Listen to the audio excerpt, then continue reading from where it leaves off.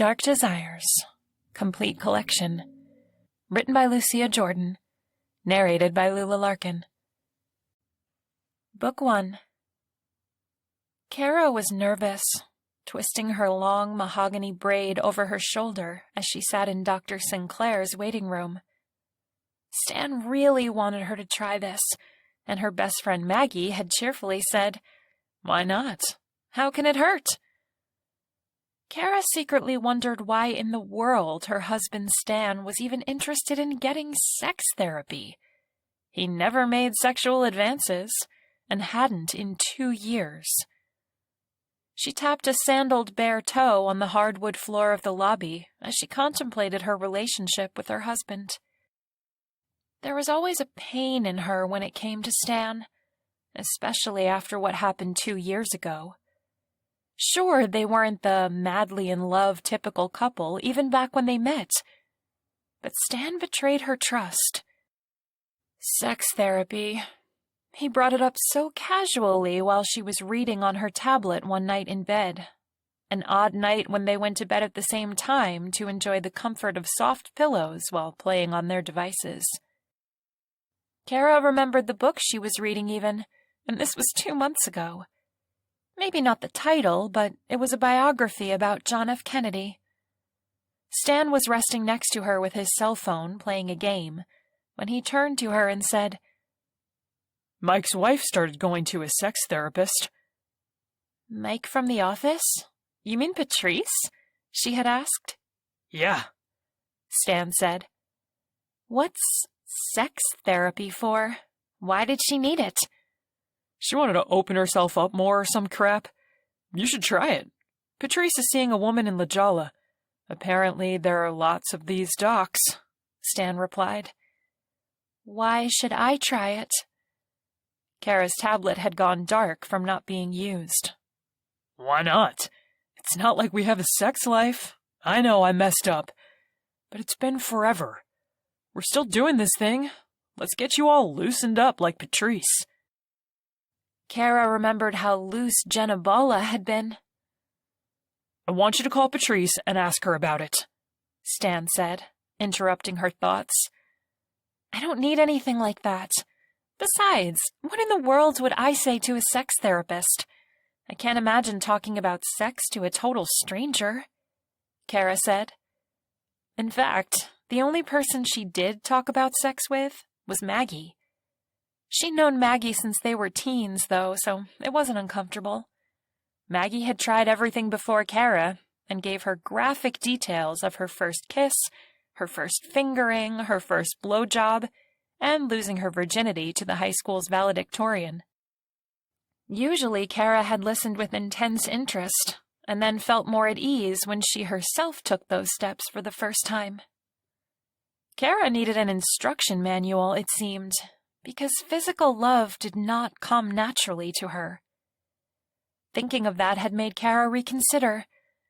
Maybe she should try sex therapy. She could use another manual. Maybe it would bring back some spark to her damaged marriage. As Kara glanced at her white gold wristwatch, she recalled her first time with Stan. They met just after she left college and got a job as an intern at the local paper. He was 23, and she 21. He took her in his apartment bedroom, a messy and tiny box. It was the time before they had both become successful in their careers. It had hurt, and it lasted about a minute. They did it again an hour later, but Kara had been sore. The second time, she just wanted to end. In the beginning, Stan came on to her all the time. She had complied, but honestly, never enjoyed it. It just was. Just a thing to do for him. Maybe she needed to figure out how to enjoy it like Maggie did. Her friends certainly needed no manuals, although in high school, Maggie had read the Kama Sutra to Kara over the telephone countless times. Things about fingernails around nipples, strange positions, and old ways of courtship fascinated Maggie. So Kara indulged her friend's curiosity as she dug deep into all things sexual. Kara felt well informed, so why did she never respond much to sexual encounters? Even her first tongue kiss with a boy in college had felt like having a fat, warm worm tangled up inside her mouth. Usually, Kara was patient, but she had wanted to get the sex therapy over with and see if it was worth it. She was pretty sure she'd know after one session if it was a good idea, or the doctor was a quack. She wondered what kind of man Dr. Sinclair was to have picked this profession, and what his methods were. The opaque glass door to Dr. Sinclair's office opened, and the most ruggedly handsome man Kara had ever seen stood there holding an appointment book. Kara Mastra? He looked up.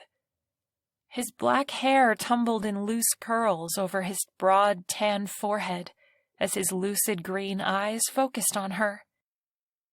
She instinctively sucked in her breath. This is Dr. Sinclair? He cocked his head to the side, and half a smile twisted his smooth, thick lips. She noticed he had the kind of mouth that turned up at the corners, making it look as though he was always secretly laughing at some private joke. Is that you? He said. His voice was like warm Bailey's Irish cream. Kara stood up and straightened her long, flowing green skirt. Dr. Sinclair glanced her over, up and down. She wondered what he saw, if a man like him would ever— What was she thinking? She took a deep breath. I'm Kara. I'm here for the 1 o'clock appointment. He smiled fully this time. Don't be nervous. Come on into my office. He turned to the side, and Kara realized how tall he was and how broad his shoulders were, stretching the fabric of his deep blue shirt. He wore no tie, and the top button of his shirt was loose, showing a strong, tawny collarbone. He gestured to the room beyond the door. Her hands shook, so she put them behind her back and walked into Dr. Sinclair's downtown San Diego office. The walls were deep maroon, and the first thing she saw was the king-sized bed. A bed in an office? It was set up to one side next to a window with drawn blinds. A white down comforter lay perfectly smoothly over the bed, and a bedside table sat to its right. There was a vase with a single red rose in it placed on top of the table. On the other side of the office were a desk and 2 comfortable cream-colored chairs. Have a seat, Dr. Sinclair said, motioning to one of the chairs. Kara sat and resumed twisting her braid. When she had looked into sex therapy, she had initially wanted a woman, but Stan said that wouldn't do her any good. Now, as Dr. Sinclair sat across from her, she was rather glad she had picked him. I'm a little on edge about this, Dr. Sinclair. It's okay. Everyone is at first. And call me Joshua. He smiled again as he took a seat at the desk. Let me explain how this works. I'll ask some questions first to identify if you can use my help. What exactly do you do? And how old are you anyway? She asked, the questions popping out before he could continue his explanation. 35, he said. He was 2 years older than her. That was good, for some reason. He continued to answer her first question. I simulate sexual encounters. I don't touch you, so don't worry about that. The bedroom setting is to make the office more like an intimate place, a place you go for sex and lovemaking. I may ask you to act things out if you're comfortable. Okay. Ask your questions, she said. He paused, glancing at her shoulder. She looked down and saw her V-neck t-shirt had drooped and her white bra strap was showing. I'm sorry, she said. You're very beautiful. That's not part of the treatment, but... He laughed and shook his head, tossing languid black curls. Sorry, that was unprofessional. Kara flushed, but not from embarrassment. She was flattered. This man, was he turned on by her white cotton bra strap? Well, maybe not exactly turned on, but he looked at it and said what he said. He thought she was beautiful. She relaxed into the comfy chair and smiled at him. He cleared his throat and leaned his elbows on his knees. So, tell me, what brings you here, Kara? My husband Stan recommended it. Why? I don't know. He perked up an eyebrow. Now, a more personal question, but first let me explain something. My specialty is to help people overcome intimacy fears and issues. Do you and Stan make love? We don't anymore, but that's his choice, she said. Did you enjoy it when the two of you used to be intimate? Kara shifted, stroking her braided hair with her fingertips. It was okay, she said. Now an even more personal question. If you're not ready to answer, that's okay. His green eyes hypnotized her, and she wanted to tell this doctor anything and everything. But could she? He continued. Why did the two of you stop having sex? Kara let go of her braid and pushed it behind her shoulder. He cheated on me with a girl, Jenna Bala, who he used to date in college. She'd never said it like that before, so simply put and clinical. Looking at Joshua in his compassionate eyes, she knew, just knew he felt her pain and sympathized. I'm so sorry, he said. You must have felt awful. He rubbed his chin with rough fingers. And why do you think Stan wants you to have this therapy? Like I said, I don't know. Ever since it happened, well, at first I was done with Stan. I was going to move out. I wouldn't touch him. He convinced me to stay, but I still wouldn't touch him. It just got to be the way we lived together. Now, I guess he thinks if I get sex therapy, I'll start having sex with him again. But I've tried. Kara leaned forward, feeling her eyes water. I've tried to get him interested. He's not. Kara, said Joshua, are you interested in him? Honestly. She looked at her hands. No, I never... She stopped. What? He asked. It's okay. You can tell me. Kara shifted and looked at the bed.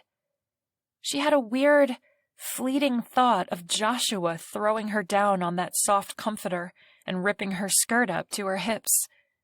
She blinked rapidly at the flash image and felt warmth in her privates, something that hardly ever happened. I don't enjoy myself, if you know what I mean. You don't climax?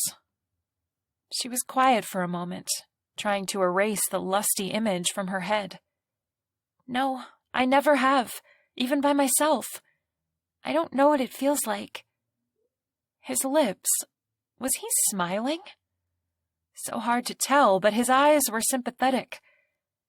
I can help you if you let me, he said softly, staring at her intently. She licked her lips and eyed him carefully, feeling a pink heat spread across her cheeks as she remembered the little fantasy she'd just had. Yes, she wanted Dr. Joshua Sinclair to help her. How do we begin? She asked. Now he did smile. First of all, I think you have intimacy fears. That's why you can't have orgasms. Or haven't. I hate to say can't. I know you can. Did his eyelashes flutter?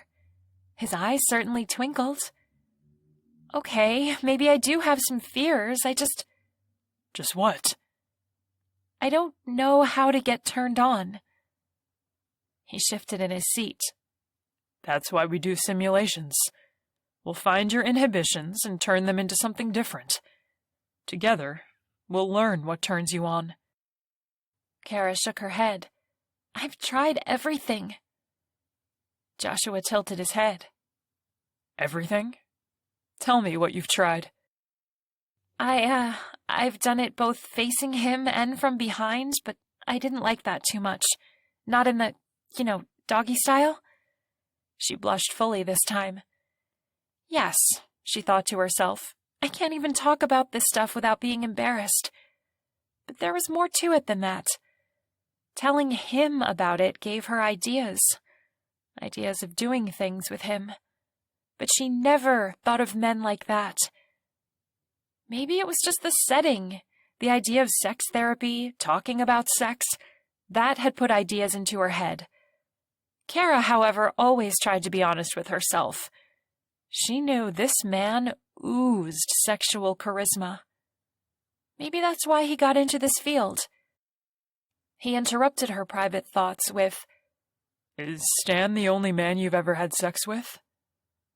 He said it in a low, husky voice. In any other context, the question would seem creepy, like he was probing into her sexual encounters to get off. But from Joshua, it was sensual. He seemed genuinely concerned. Yes, I blossomed late. He tapped his lips with his long, slender index finger, as though thinking carefully about what he was going to say next, then simply said, What do you mean? Kara was surprised that she didn't feel discomfort telling him all these personal details. In fact, she wanted him to know. I didn't have any interest in boys when I was young, and Stan came along after college when I first started my journalism career. It was just the thing to do. Leave college, get a job, get married, have kids. But you have no children. How do you know that? He smiled. Because if you did, you already would have talked about them. Kara resumed her braid tugging. I've never told anyone this. He reached out and touched her free hand. She felt her hair stand on end, electrified by the warmth and sensation of his touch. She looked up at him, never wanting him to stop his soft hand-holding. You can tell me, he said gruffly, his demeanor so at odds with how he'd been before. Was their touch affecting him like it was her? I've secretly been taking birth control pills. I don't want his children. Stan's? His voice was still husky and his green eyes had darkened to emerald. Yes. She turned her hand palm up and felt his hand. He must do a lot of work with these hands. They were rough from labor. Her heart pounded as though skipping beats. He pulled his hand away slowly and cleared his throat. We can't touch. It's a bad idea.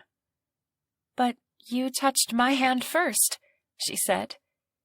He looked at some papers on his desk and said, It was a mistake. I'm sorry.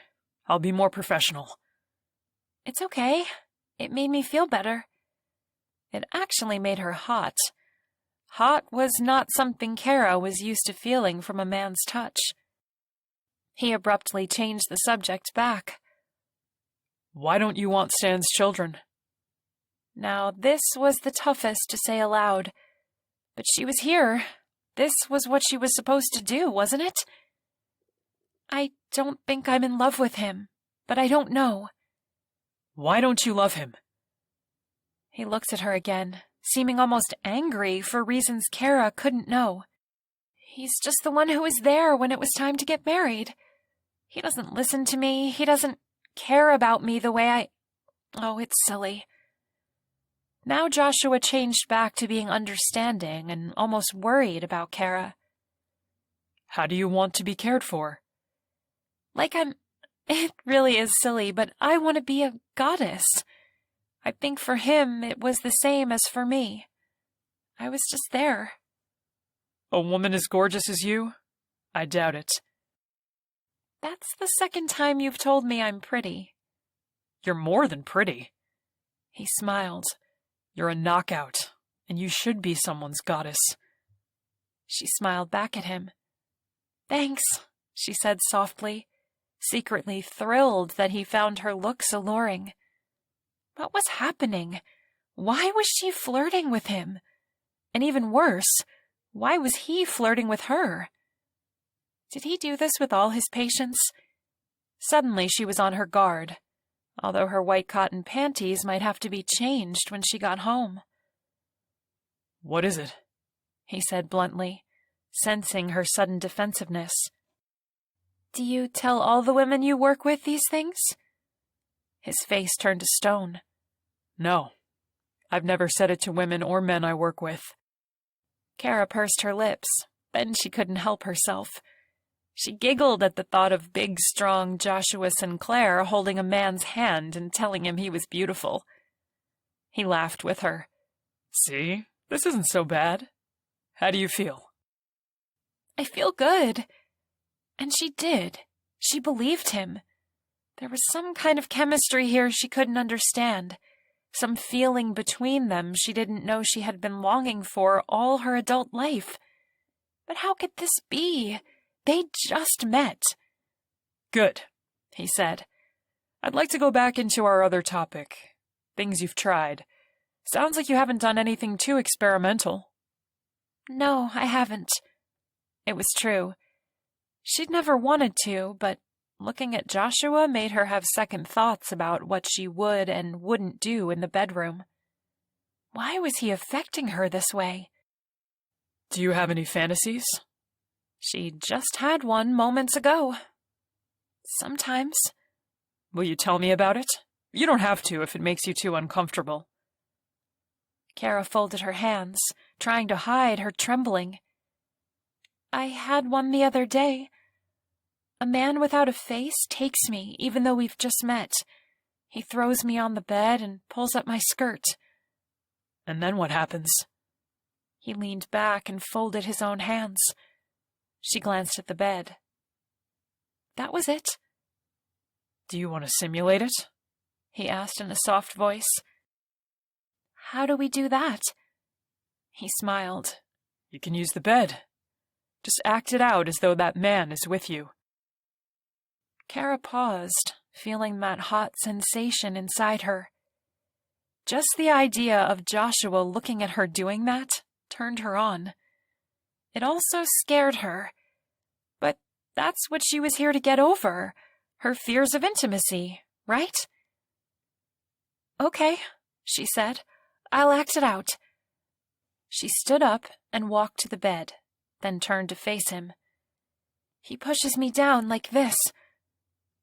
Her hands shook as she let herself fall backwards hard onto the bed, but couldn't continue. Now what happens? He asked. I can't do this. I don't know why. It feels forced. Maybe, he said in a low tone. You need to be forced. She picked her head off the bed and looked at him. What do you mean? You've had little experience with sex. Mostly traditional positions, not active. Late start. Try pulling your skirt up just a little. Suddenly, she wanted him to see all of her. Reaching down with both hands, she slowly lifted her long skirt up to her thighs and stopped, staring at the ceiling. She heard him take a deep breath. Kara, he said, you can stop. Have a seat. She peeked up at him. What? His tan face was dark, and he wouldn't meet her gaze. I'm not sure I can help you. Why not? She dropped her skirt and noticed him relax. Because I never get involved with patients. She sat up and balanced on her hands, leaning back. I know. You said that you don't touch. He stood up and paced a couple times back and forth. It's going to be a problem working with you, that's all. Why? Without warning, and so fast she barely knew it was happening, he was in front of her, clasping her face with his rough hands. Because, he whispered, face inches from hers. I don't want to just tell you how to come. I want to make you come. You are the most attractive woman I've ever laid eyes on, and I don't think I can control myself. Kara's whole body tingled with passion. His eyes were so intense, hands so firm, expression so tormented. She took his hands from her face and held them by her chest. The fantasy I told you about was one I just had, here in your office, with you. His breathing got heavier as his eyes dropped to her cleavage. One hand escaped hers and caressed the top of her breast. Kara gasped at the sensation. I could do things to you that would make you feel so good you'd cry for more, he said in a rush, breathing in rough gasps now. She whimpered. Do it! He pushed her back on the bed, and in one swift move pushed her skirt up to her wide hips. He fell on her, licking her thighs, first the left, then the right. You are so soft, he murmured. Kara groaned as his tongue ran the length of the inside of her right thigh, all the way up to where her skirt blocked passage to her most private area. She was sure he was going to move her skirt up farther. In fact, it was all she could think of. He didn't. He started on her other thigh again, moaning and gasping for air in his frenzied passion. She grasped his loose curls in both hands and ran her fingers through his hair. Pull it. Hard. Like you want to. I know you do, he said. She fisted her hands in his hair and dug her nails into his scalp. Yes, he moaned. That's it. You need to be forceful. Take what you want. I want you, right now. He shoved her skirt up to her belly button and rubbed her sex. Kara felt moisture coming out of her at his rough yet skilled touch. He leaned over her and stared into her eyes. His green eyes were now so dark with lust, they were almost black. His eyes had dilated in his fever. In one swift movement, he pulled her white cotton panties down, and Kara felt her wetness spill under her. She'd never been wet like this. Was it normal? Take me, she begged breathlessly. He ignored her and dipped his face to her privates. Immediately, she felt his tongue circle her clit in soft, tender circles, and she couldn't help but arch her back to him. Oh, she sighed in pleasure, thinking of nothing but his movements, feeling the sensation of longing like never before. I want you, she said again, but he still didn't take her. He knelt on the floor before her and spread her legs wider than any man had before, almost roughly.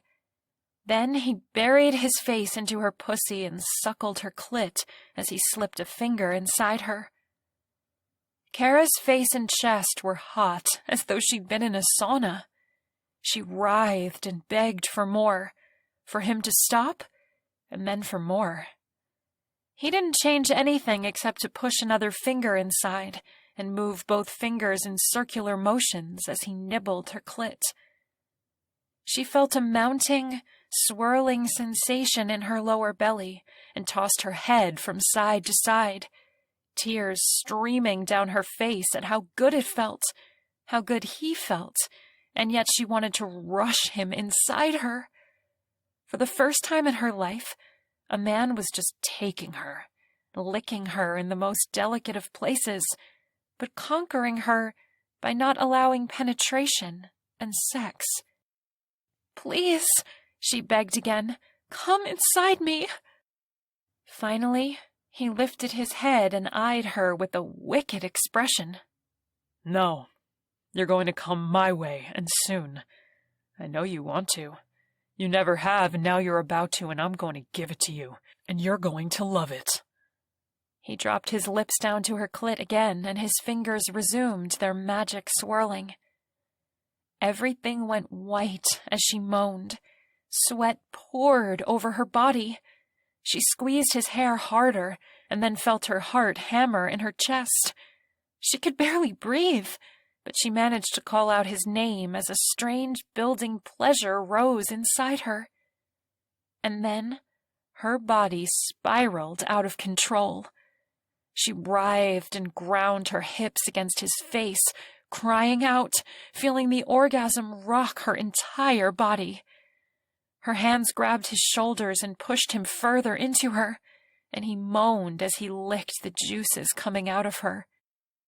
It seemed to last for ages. Then, thinking she couldn't take it anymore, she begged him to stop. "I can't," she said. "It's too much." There's never too much, he said huskily, and looked up at her with a big grin. You're getting more. More until I say you're done. He put 3 fingers inside her and lowered his lips back down to her clit. His tongue rubbed back and forth as the orgasm faded, but she could feel the build come inside her again. She had heard that women could have multiple orgasms, but really, wasn't one enough? The first orgasm had erased her ability to think or move correctly, but still he dove into her with his fingers and tongue.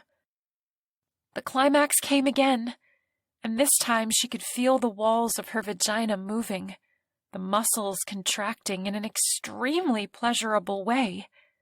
She'd never known anything like it. Joshua went on like that for what seemed like forever. He was amazing, and he never once asked anything of her. She came again and again, each orgasm lasting longer than the last, and each time he drank her like a honeysuckle. After what must have been the 7th time, he lifted his head. I'd say this was a good first session, he chuckled, breathing still labored. "Oh my God, Joshua, but I still want you." He pulled his fingers out of her and gently kissed her pussy, as though saying a fond goodbye. He gazed up at her with glazed eyes and said, "Maybe next session." He smiled. She pressed her hands to her hot, wet cheeks and sighed deeply. He pulled her panties back onto her and lowered her skirt, then lay back on the bed next to her, quiet. "You taste like flowers smell," he said. "Really?" "Yeah." They lay there for a long time, catching their breaths. Kara couldn't get the grin off her face. So that's what it was supposed to feel like. No wonder everyone in the world was horny. But only Dr. Sinclair had ever been able to do that. Her husband had never even gone down there. Her husband. She looked over at Joshua. His face was granite, eyes locked on the ceiling. She said his name. Then a feeling of pain crushed her. I can't. I know. That was unethical. I just couldn't control myself. It won't happen again. His mood had done a reverse flip. Now he was stoic and almost angry. "I don't know what to say or do," Kara explained. "I've never felt anything like that." Your husband might have a problem with this particular session, Joshua said bitterly. Kara's eyes watered again, but not in pleasure this time. Not in shame, either. For all she knew, the reason Stan never wanted her was because he wasn't attracted to her. Josh clearly was. Things needed to be rethought now. Joshua sat up abruptly. "I think our time's up." He slapped his thighs, thoroughly gloomy. Kara sat up too and looked at him, stared at his face until he turned to her. His eyes softened. "I shouldn't have done that. I'm sorry," he said. "No." "You're so perfect for—" But he didn't continue. "For what?" He put his arm around her and gently kissed her damp cheek. "Did you like it?" he asked, as though he'd never done it before either. Kara knew it was obvious he had. "I never knew. I just never... And it was..." "Don't say it. We can't continue. It's wrong." He looked at his desk, then back to her. "But I want you so bad. I want to do things to you, with you. When I first saw you sitting in the waiting room, I got hard. There's just something about you. I never feel this way about my patients. I prefer strong sexual partners who aren't afraid. That's what I want to teach to others, to enjoy. That's why I do what I do. It worked with me, she said with a laugh. He didn't smile. I don't think we should have another appointment. I don't either, murmured Kara. But I want to anyway. We'll stick to the curriculum. At least now I know what to aim for. You keep trying to lighten this up. You have such a pure, good outlook. And to be honest with you, I want to stab your husband in the face with a katana sword for ever being with someone other than you. But it's still wrong, and... And what? She put her hand on his strong shoulder. And I can't stand the idea of you going home to him and being with him. You should go. He completely shut down after that, and Kara straightened herself up and walked out the office door with one last look back. Dr. Joshua Sinclair's gaze was hot and lusty, but full of an ache that Kara had not satisfied. Kara didn't go home right away. She went to the beach to clear her confused mind. The sun was low, and the San Diego sky was a million shades of color. The sea reflected the sky in a wavy, blurry hallucination. Kara needed Maggie. She had to talk to her best friend about this. Maggie hated Stan, and would probably cheer her on. Her friend had a harder time with Stan's cheating than even Kara had. Kara pulled out her cell phone and called Maggie as she watched some teenagers walk at the edge of the beach. She didn't call Stan to let him know where she was. They never kept tabs on each other. Maggie answered on the first ring. Thank God you called. I've been sitting here eating ice cream, waiting for you to call and tell me about the sex therapy. You know I hit the sweets when I'm anxious. If you hadn't called, I would have gained 5 pounds tonight. Hi, Maggie, Kara said through a grin. So? Maggie's gruff smoker voice said. How was it? Learn anything? Oh, yes, she certainly had. She took a deep breath. Something happened in the therapy. I want to tell you about it, but I don't want you to judge. Me? Judge you? Ha! He's hot, isn't he? What? What makes you say that? I know something is up. So what? He's hot and you're attracted to him. Pfft. There's more, Kara said, stretching the words out as she tried to find a way to talk about the big O. And then it all rushed out, every bit. Maggie was mostly quiet, adding only an ooh or an ah every once in a while. Kara finished with, and I can't stop thinking about him. She stopped abruptly. Lady, that sounds so crazy. You're so lucky. Stan can suck it, Maggie said. What am I going to do? Maggie sighed into the phone. Of course I don't judge you. Besties don't do that. I say, trust your heart on this one. That's the only way you'll be happy. Yeah, said Kara. You're right. But how do I do that when I'm so confused? Stick a stethoscope to it, silly, Maggie said. It was getting late. Kara thanked Maggie for listening and told her she had to get home. The sun had set, and the beach was getting dark. Maggie oddly hadn't voiced her opinion on what Kara should or shouldn't do. She just seemed pleased Kara had an orgasm. Why was everybody's goal today to get her off?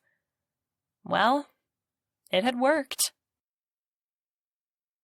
Kara got home around 8. The traffic had been terrible.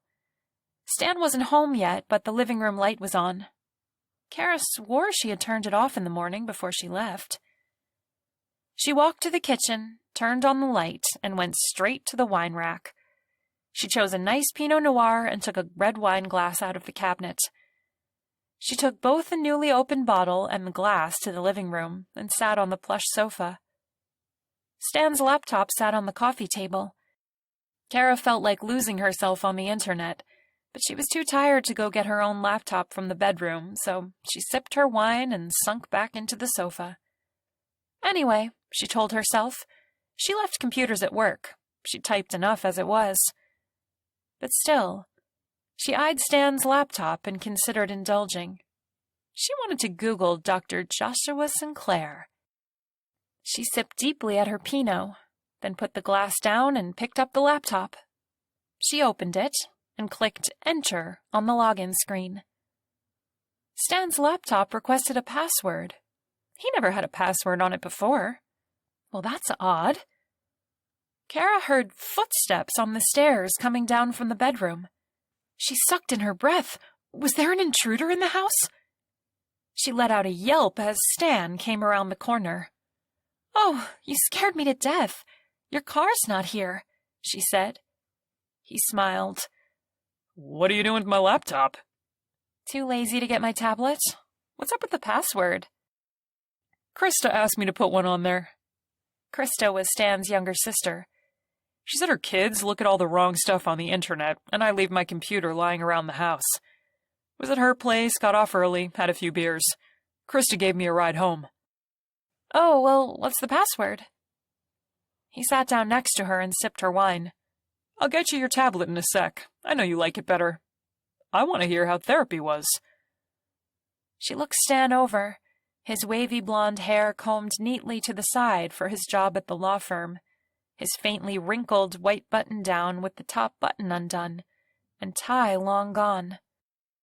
She flashed to comparing Stan's collarbone to Joshua's, and felt a bit repulsed by her husband. "The therapy was interesting. I don't know if it'll do me any good, and I don't really know why you wanted me to go in the first place."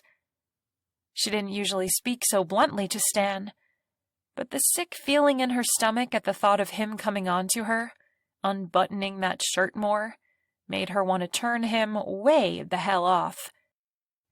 Stan rubbed his blue eyes and laughed softly. I just want you to enjoy yourself. You never do. If we're gonna keep playing out this marriage, then I want a fucking marriage. You don't have to be so crass. You don't have to worry about it. If therapy's just going to make you come home and bitch at me, I don't want you going anymore. Got it? Hell, I'll make the call myself, so there's one less thing you have to do, princess. Kara stiffened as Stan stood and walked to the doorway near the stairs, obviously pulling his go-to-bed-early ploy to end a discussion. "What's the password, Stan?" she asked. He froze in the doorway. Just get your tablet, Kara. He left. Kara was more confused than ever and desperately wanted to crack into Stan's laptop now. She knew he was hiding something. What would he use as a password? Kara tried her own name. Nothing. She tried his childhood dog's name, which he usually used. Nada. Then, pursing her lips tightly, she typed in Jenna. The laptop came to life, with lots of flare and bubbles popping open. Kara's heart sunk. He used Jenna Balla's name, his ex that he cheated on her with. Why should it bother her? She didn't like being lied to. If he wanted Jenna, why didn't he divorce Kara? Suddenly, a Skype call popped up on the screen. The username was Flower Bitch. What was this about? Kara clicked Answer with video. Then she was face to face with Jenna Balla, the beautiful French woman Stan dated for a couple years in college and cheated on her with 2 years ago. Book 2. Jenna Balla's exquisite and angular face was shocked, but quickly scrambled into a mask of composure. "Why, hello," she said. Kara skipped pleasantries. "Why are you Skyping my husband?" "Oh," Jenna waved a red-tipped hand. Her accent was thicker than usual. "We just touch base from time to time, talk about old college friends. I honestly haven't talked to him in months, and tonight I thought I'd say hello. How are you, dear Kara?" "Don't give me that crap.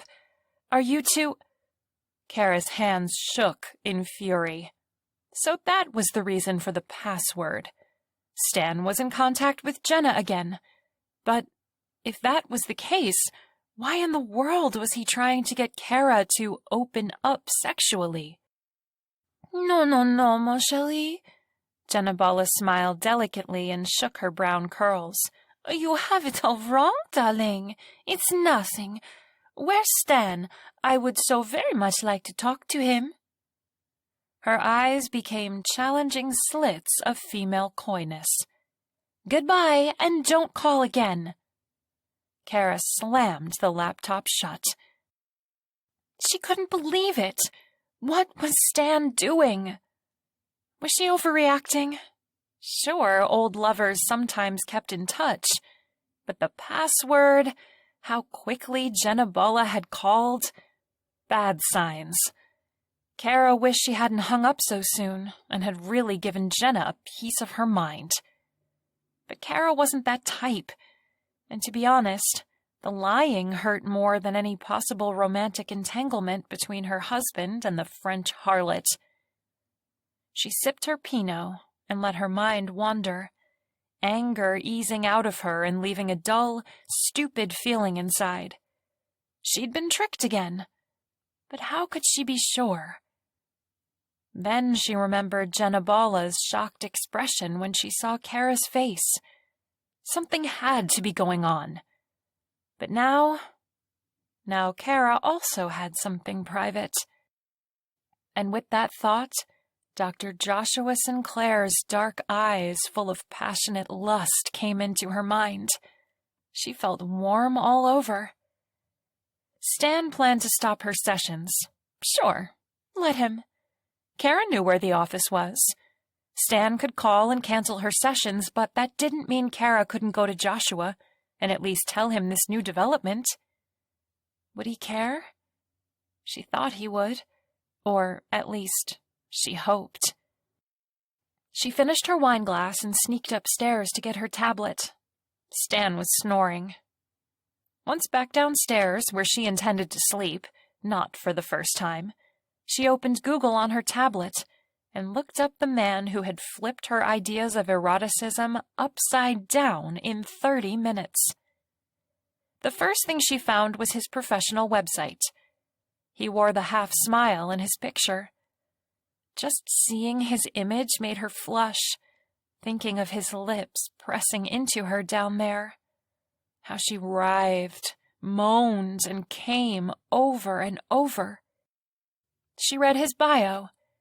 He graduated from Stanford as a biology major and got his master's in psychology with a specialty in sex disorders. She dug deeper, finding a newspaper article about how he donated a large sum to a homeless children's shelter in the inner city. Smart, charitable, and sexy. She could hear Maggie saying that now. Kara put down her tablet and pulled a couch blanket and pillow to her, settling into the soft cushions. Leaving the lights on, she stared at the ceiling, reliving the visit to Dr. Sinclair. He said he liked strong sexual partners and commented that Kara had little sexual experience. What other kinds of things would he do with her if given a worry-free bedroom session? Another flash fantasy came to her. She thought of Joshua on top of her, covering her with his lean, muscular body, naked. She blushed and covered her face with the blanket. By 2 a.m, Kara's confusion was taking over every part of her being. Stan wouldn't be honest with her, but maybe Jennabella would shed some light on things with her egotistical bragging if Kara pushed her enough. Surely Jenna would tell Stan about their meeting on Skype, and he'd change his password to something Kara couldn't figure out. She sat up, grabbed his laptop, and cracked back into it. Flower Bitch was still online, but didn't call. Kara's hands shook as she clicked to send a call. Jenna answered after a moment. "You again, love. I hope you aren't angry." She smiled without teeth. "Stan wouldn't be honest with me. Stan won't be honest with me, but I want you to tell me exactly what's going on." Jenna raised plucked eyebrows. But I told you, just old friends catching up. I know there's more. Kara stuffed her shaking hands under her thighs. Confrontation wasn't something she was used to. Jenna paused and tapped her lips. Stan said you're paranoid. Really, our indiscretion was nothing most people don't do. It's just sex. Something he tells me you're not too, how do you say in America, good at? Kara almost punched Jenna's smug face on the screen. Where do you live now? She asked. What's it matter? Jenna was short and to the point. Are you still in France or are you here in San Diego? I got a modeling job in the States, yes. Underwear. Tedious work. Jenna looked at her cell phone and typed something, dismissing Kara. Where, Jenna? She looked up at the screen as though she'd forgotten Kara, but Kara knew it was a game. Jenna said, Why, LA, of course. New York is a ghastly city. Has he come to see you? Oh, said Jenna dramatically, and, acting as though tired of the conversation, said, Why don't you ask him? It's between you two. But I will say this. Once he told me he's the best he's ever had. And that was after he married you. Jenna hung up with a smirk. Jenna in LA? Stan in San Diego? The password? The Skype call? There was something going on, but for how long? And why in the world did Stan suggest sex therapy if he was back with that bitch of a woman? She'd never sleep tonight. Would she ever again? Stan left Kara a note on the kitchen table. She'd heard him wake up, shower, get dressed, and eat a bagel. She pretended to be asleep so she wouldn't have to talk to him. She also heard him make a phone call, but couldn't hear what he said. She read the note after he left. All it said was, cancel the sessions. Her heart sunk. She made some dark roast coffee and put a dab of cream into it, settling at the table, thinking. Kara usually knew when something wasn't right, unless it was a thing she just didn't want to see. Since Stan's affair, she'd been more honest with herself, and was more aware of what was going on with those closest to her. Jenna Bala was pretty, no denying that, but could she really be an underwear model? It didn't fit.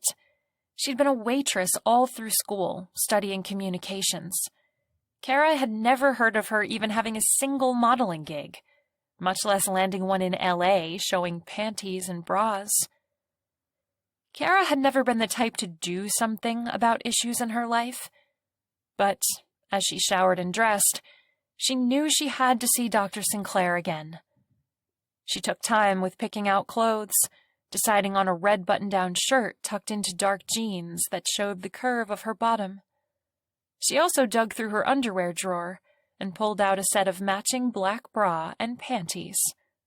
No risking white cottons this time, just in case. And even that thought made her hot. She pulled up to Dr. Sinclair's office at around 10 a.m. The parking lot had 2 cars in it. He must be in a session, she thought. No matter, she would wait. She went into the lobby and sat in the same chair she'd occupied the day before. Her nerves were a wreck. She couldn't believe she was doing this, just popping up on him where he worked in the middle of the day. Maybe she should have waited until his lunch break. Her heart pounded and hands shook. She had left her long, straight brown hair down, and it fell to her waist in soft layers. Time dragged on for what seemed like forever, until finally, at 11, the office door opened and a woman came out. She was in her 40s and wore a flowered, demure dress. She nodded at Kara, closed the office door behind her, and left the waiting room. Kara fiddled relentlessly with a button on her blouse. The office door didn't open, and there was nobody else in the waiting room. Should she knock? After 15 minutes, she knew she had to do something, It was as though she could feel the passion of the man just yards away from her, only blocked by a door. She stood, walked to the office door, and knocked. Joshua opened the door after a moment and stared at her, wide-eyed and pale for his usual tan skin. Kara, he said, almost whispering. I had to come. He stood straight and stiff. Your husband left a message that you wouldn't be coming anymore, and I thought I made it clear that I couldn't help you, because... Kara took a shaky breath. I want to continue, and I desperately need someone to talk to. Other than Maggie, she thought to herself, but Maggie would also get an earful. His shoulders relaxed, and he turned to the side.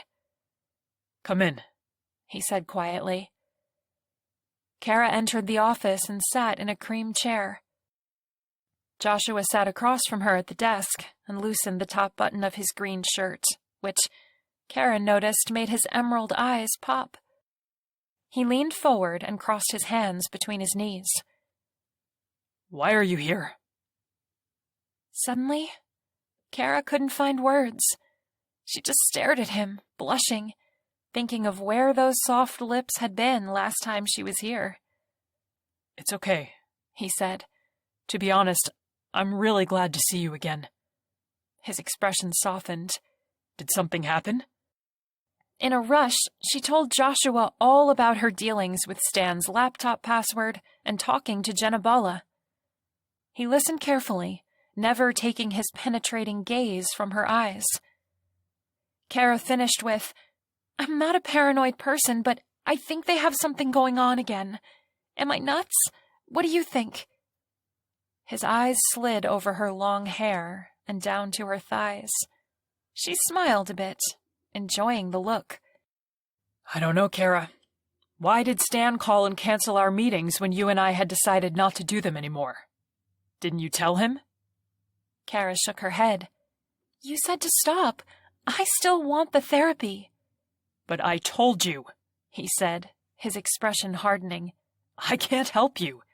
I'm too attracted to you. It's unethical. Kara took a deep breath. Let's step back. What do you think about the Skype call, about my conversation with Jenna Bala? Joshua abruptly stood up and walked around the small room, avoiding Kara's eyes. He patted his slacks pockets and then ran a hand through his black curls. He suddenly spun on her, eyes flashing. Why do you care? What do you mean? Kara asked. The man does nothing for you. But you're still jealous of this other woman? Restrained anger filled his tone. I just hate being lied to. He turned his back to her and sighed deeply. After a moment, he faced her again. Kara, look. I haven't been able to stop thinking about you. The way you opened up to me, I've never felt anything like that. But you're a sex therapist. You said you like strong sexual partners, and that indicates to me you have plenty opportunities to get that. How can you say that about me? He paced some more and finally sat at his desk, not looking at her. Instead, he talked to his notebook. You're different, he said in a soft, gentle voice. There's just something about you. And I don't get how you could do what we did yesterday and then come back here crying to me when your husband is obviously being unfaithful. His anger was back, and his face was dark as his eyes met hers. Why would you care about him after yesterday? And why would you come back here to cry on my shoulder? It's ridiculous. Kara shook all over. Usually she thought things out before saying them, but now her own anger was on the rise. Because I told you my secrets. I told you my situation. I trust you. He sighed. Kara, we can't. It's that simple. Can't what? She knew, but wanted to hear what he had to say about it. I already told you. You're married to Stan, and this is unprofessional. I've never done anything like yesterday with a client. Nowhere near. Even holding your hand was new. I want you to leave and not come back. Kara's eyes watered for a moment, then she wiped her lids. "Please help me," she whispered. Joshua stared long and hard into her eyes, then reached out and took her hand so gently, it was as though he were proposing. "I'm an experienced man, in many ways, but I don't want to get involved with a married woman, and I can't stand to be around you without touching you." "I don't want to be with Stan anymore," Kara blurted out without thinking. There! She said it! But what did it mean? She'd never said the words aloud before, and she doubted she would have in her entire life if it wasn't for meeting Dr. Sinclair. He looked at her, tortured. "Are you as attracted to me as I am to you?" Kara glanced at the bed. "What do you think?" She smiled. Joshua sighed. "Plenty of people can get off. It was a heat-of-the-moment thing. We've known each other for 24 hours. We had an indiscretion." He looked at his black shoes. "Teach me more," she asked in a half-whisper. "I can't." "Take me out of the office, then. Teach me more. I want to know more. What you did, I've never known anything like it." He glared at her, and she thought he was going to yell at her to go away. But instead he breathed out and his eyes became gentle. "But was it me, or was it just the situation?" Karen knew it was him, but how could she say that aloud? "Take me, show me things, teach me more about how to enjoy sex." "For him?" "For me." Josh let go of her hand and stood. "I have an 11:30. You should go." "That's it?" He held his hands out to her and pulled her from the comfortable chair. They stood so close that Kara could smell his musky, sweet cologne, bringing back memories of lying on the bed with his face buried into her. "There's a club called Shallots. I'll be there at 8. I'll talk you through some things, but we can't ever repeat what happened yesterday," he said. The Shallots parking lot was full of interesting cars, mostly vintage. There were also several motorcycles parked on the side of the small stucco building, with black windows on all sides. They can see out, but I can't see in. Kara parked near the exit and composed herself. She'd spent the rest of the day out of the house avoiding Stan. She'd visited Maggie and filled her in on the night before. She opened up about her attraction to Joshua Sinclair. But she didn't tell Maggie about what she was doing right now. When she'd left her best friend's house, she simply said she was tired. In fact, that had been over an hour ago, and Kara had gone to a trendy part of downtown San Diego and bought new clothes for the night out. She now wore a black skirt, cut 3 inches above her knees with a slit up the back, a white halter top without a bra, and heeled leather boots. The whole outfit was so out of character for her, but she wanted Joshua to give her that lusty look as soon as he laid eyes on her tonight. Kara knew she wanted him again, but this time she wanted him inside her. She whispered aloud in her car, "I want his cock." See? That wasn't so hard to say, she thought. She couldn't remember the last time she'd even referred to the male member as anything other than a penis.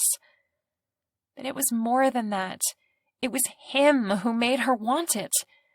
Sure, he was gorgeous, but there was just something magnetic about him for her. Over the last 30-something hours, she'd thought of 2 things: sex with Joshua and pillow talk afterward. Finally, she opened her car door and stepped out into a slight chill. She pulled down her skirt and hefted her halter top. "Stop it," she muttered to herself. She wanted to appear like this was normal attire for going out and about, but the fact was, she never went out and about. She went to work, to Maggie's, or stayed at home. Her boots clicked on the pavement, and she liked the way it sounded. She saw her reflection in one of the black windows and straightened her shoulders, tilted her chin up, and tossed her long locks to the side. She opened the door to Shallot's like she owned the place. The bouncer had many tattoos and wore lots of leather. He gave her a hearty, "Hello, how you doing?" She told him she was well, then went into the club. It had low lighting, red carpets, black booths, and high-top tables throughout, with a bar on the far wall embraced by bar stools full of clientele. The windows on the inside were indeed views to outside, but tinted so Kara could mainly make out the city lights. Track lighting made paths through the club on the floor, just in case someone, like Kara, was in high-heeled boots and forgot how to walk in them in a dimly lit room. Once her eyes adjusted, Kara scanned the room for Joshua, but she didn't see him anywhere. She felt panic rise up in her heart. What if he didn't come? What if he just said he'd be at Shallot's to get her to leave his office, and really he had no interest in her whatsoever, and this whole attraction was some sort of delusion on her part? She stroked her hair and turned to leave, only to run smack into Dr. Sinclair, who grabbed her by the shoulders and said, "There you are. I thought I saw you come in, but lost track of you." His eyes flickered over her body, and a small smile played on his lips. He wore the same clothes as at his office. Those green eyes sparkled. "Oh, never mind. I'm just glad you're here," she said. "I told you I would be." "I suddenly got scared you just told me that to get me to leave," she admitted with a grin, pleased with the way his gaze kept dipping to her cleavage. "I'm sorry, you look so different. Good, of course, just different." "I bought some new clothes." She smoothed her skin-tight skirt. "Why?" His eyes asked the question as much as his mouth. Kara looked around Shallot's again. The women were dressed in much scantier clothing than she had on. Some had unusual hair colors or piercings in places that, when Kara thought about getting one herself, made her feel a little queasy. A few wore corsets. Then she took in the men. Mostly they just wore jeans and band t-shirts. Also some piercings and tattoos. Joshua didn't seem to fit the club scene any more than she did. "I wanted to fit in and feel attractive," she finally answered him. "Nobody and everybody fits in here. I bet when you just now looked around, you saw the more unusual people in the room. Look again." Kara did. Now she saw more casually dressed women in a corner sharing drinks, men in polos playing pool. In comparison, her boots would rank in the top 10% of uncomfortable footwear in the place. She turned back to him. "You're right. This is an interesting place." "I have a booth all to myself. Come join me." Kara followed Joshua across the room to a black, round, cushioned booth. It could fit 6 people. "Why are you here by yourself?" "I've been here since I got off work. Claimed the hot spot."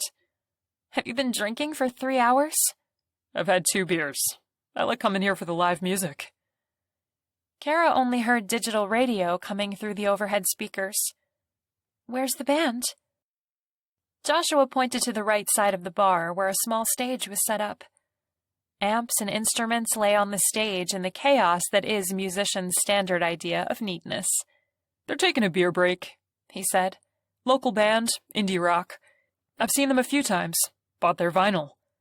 "Vinyl? People still make and buy that?" "Oh, yes." He grinned. "Collecting and listening to vinyl is one of my hobbies. In college, I ran sound at a local club for extra money. I tried waiting tables for 2 days, and I knew I had to find something out of the box." "Well," Kara said, tapping her lower lip with her index finger, "you certainly have that in your profession now." "I know. A lot of women think it's really weird. Men think it's a dream job, but those are just your regular people who don't know much about counterculture. For example, I come here a lot and know most of the people here tonight. Some have come and gone from my booth. They know what I do and get why I do it. He seemed so relaxed outside of the office, and to Kara, it felt like a date. He certainly was acting like it was one. She realized that in the last few minutes, she'd had more conversation with Joshua than she usually did over several hours in the same room as Stan. Kara found she was quite enjoying herself. Would you like a drink? Joshua asked. Red wine? What kind? We'll split a bottle. Pinot Noir? You got it. He left the booth and went to the bar. Kara couldn't help but notice his butt in his jeans.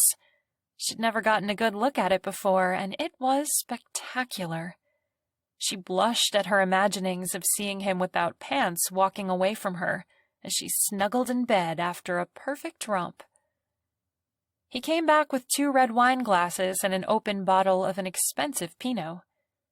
After pouring them each a decent amount, he raised his glass and said, A toast. Okay, Kara said, raising her glass as well. To what? To continuing education. She grinned. They clinked glasses and sipped. I have to ask, she said as she put her wine glass down. Why the change in attitude? Earlier today, you seemed determined not to, as you put it, continue education. He gave her the half smile. Maybe the band's just that good.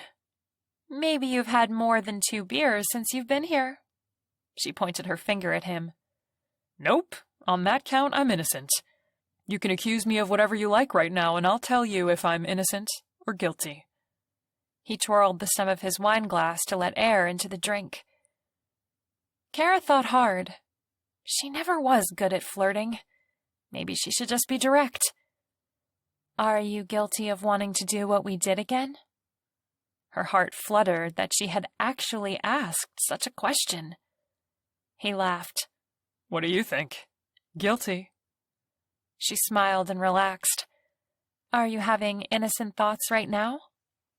Oh, he said, glancing at the stage. Not guilty. The band members were stumbling back on stage. It was a 3-piece group. Kara watched them with Joshua.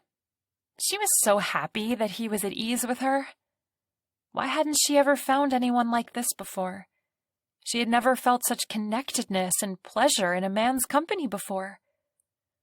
You got quiet, Joshua called out to her over the acoustic music starting up. I want to ask questions that are more than guilty or not guilty, she said.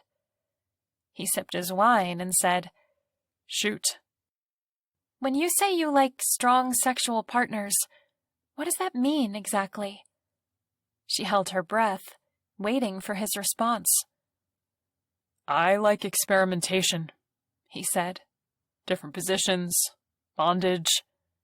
Kara cut him off. Bondage? Like being tied up?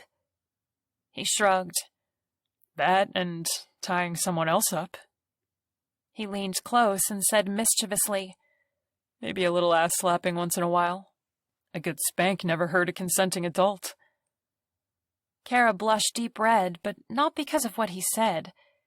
It was that, as each description came out of him, she imagined herself doing it with him. What? He asked, suddenly serious. I'm sorry, did I offend you? Oh, no, it's not that. She paused. Should she open up about the thoughts she'd just had? Then, what do you think about those things? He asked her. Kara drank the rest of her glass of Pinot in a few gulps. I want to know about those things. Personally. What? I can't hear you over the music. He looked absolutely worried to death now. Could she repeat that? She cleared her throat and called out, I want to do those things. I want to with... She couldn't finish. He shook his head with a lazy smile. I can educate you through talking. That's all. That's it. But his eyes spoke of behind bedroom doors, belying what he really wanted to do, and Kara knew it. If I weren't married, if my life weren't so complicated, would you...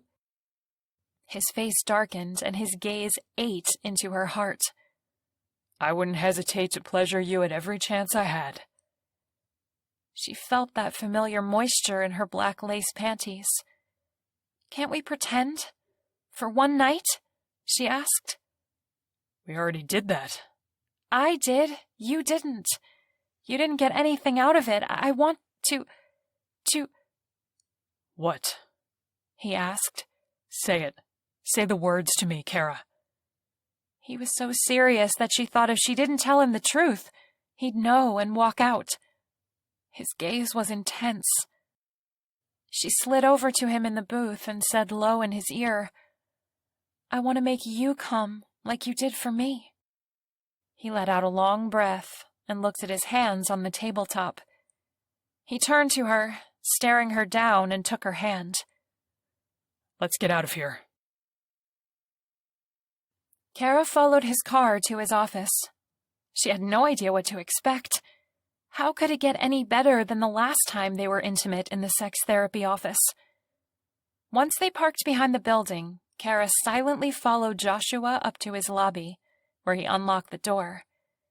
Next, he led her into the office, turned on the desk lamp, and stood a few feet away from her, contemplating her. Kara was nervous. She fiddled with her hair, as was her habit. She wished he'd say something. She just couldn't initiate. She never had. Finally, Joshua said, What do you want me to teach you, Kara? She found her shaky voice. I want to know how to please you. He let out a pent-up breath. Will you do exactly as I say? Yes. Will you do exactly as I command? She dropped her hands. Yes, Joshua. Anything you tell me to do. I want to make you as happy as you made me yesterday. His eyes grazed over her body like they had its shallots. Lust oozed from him. She could almost smell his arousal. He said softly, Take off your shirt. I want to see your breasts. Kara slowly unhooked the halter part of her top from behind her neck and pulled the top over her head. She stood, bare from the waist up, and watched him simply look at her breasts. Now, he said in a low voice, come to me so I can touch you. I want to feel your tits. Her lips parted at the use of the word tits, but she stepped up to him. He reached out with both rough, large hands and took her full breasts into his grasp. He let out a shuddering breath as he massaged her. Then he thumbed her nipples, making them pointedly erect. Kara gasped at the sensation.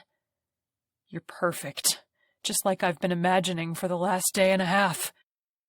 He looked her in the eyes tenderly. I'm going to suck them. I want you to like it. She closed her eyes as he dipped his lips to one of her nipples, his tongue swirling around the sensitive skin. Instinctively, she reached out and pulled his head into her more. He took as much of her breast in his mouth as he could and groaned, rubbing her other breast with his hand. He pulled a breath away and asked, Do you like it? Yes, I do. Now I want you to take off your skirt. Slow. Unzip it and slide it down your thighs. Leave on your panties. She did as he said and let her black skirt slip down her shapely legs. He stood back and watched, arms folded across his chest. He stared at her black panties as her skirt hit the floor. I'm going to rub your legs now. He crouched down and ran his fingertips up and down her left leg, then her right, then back to her left, his hand finally running up to her sex, which was soaked with desire. He stood up and put his hands on her hips and slid off her panties. God, he whispered. You are so beautiful. Kara was completely bare except for her high-heeled boots. She kicked the panties and skirt away. Now what do you want me to do, Joshua? All she could think of was how much she wanted to see him naked like he was seeing her. I want you to suck my dick, Kara. Her eyes widened. She licked her lips. You said you'd do anything I asked, she said. Kara got down on her knees in front of Joshua's fly and unzipped his pants. She was afraid. She'd only done this once for Stan, and after 30 minutes with her jaw clenching in pain, he'd lost his erection. They'd never tried it again. Pull my pants and boxers down to my knees, he insisted. After unbuttoning the top of his jeans, she wrapped her fingers around his waistband and yanked. At first she didn't look, but then she had to. He was huge, much bigger than she'd seen on Stan's porn sites, the ones he'd shown her when they were younger and he was trying to get her in the mood. Put your hand around the base and put your mouth on my cock and suck, he told her. She reached out to the hard, throbbing dick in her face and held it in a gentle but firm grip. He gasped softly and said, "That's it. Now, give me a blowjob." She wrapped her lips around his cock and ran the tip of her tongue over his head. He moaned in delight, saying, "Oh, yes, that's it. Now suck. Move your hand with your mouth." She bobbed her head back and forth as saliva built up in her mouth and moved her hand in sync with the sucking as he asked. Soon his whole cock was wet. He grasped her hair and said her name over and over. "Kara, Kara, yes. Oh, Kara, don't stop. I'm so close." She kept it up, feeling more aroused than she had been when he went down on her the day before. She felt her own juices slide down the insides of her thighs. "Swallow when I come," he commanded. "I want you to take all of me." She sucked harder and opened her mouth wider so that she could fit his whole dick in her mouth and back into her throat. "Oh, my God!" he cried out, and she felt his hot, salty fluid coming in her mouth. Even if he hadn't told her to, she would have swallowed his love sauce.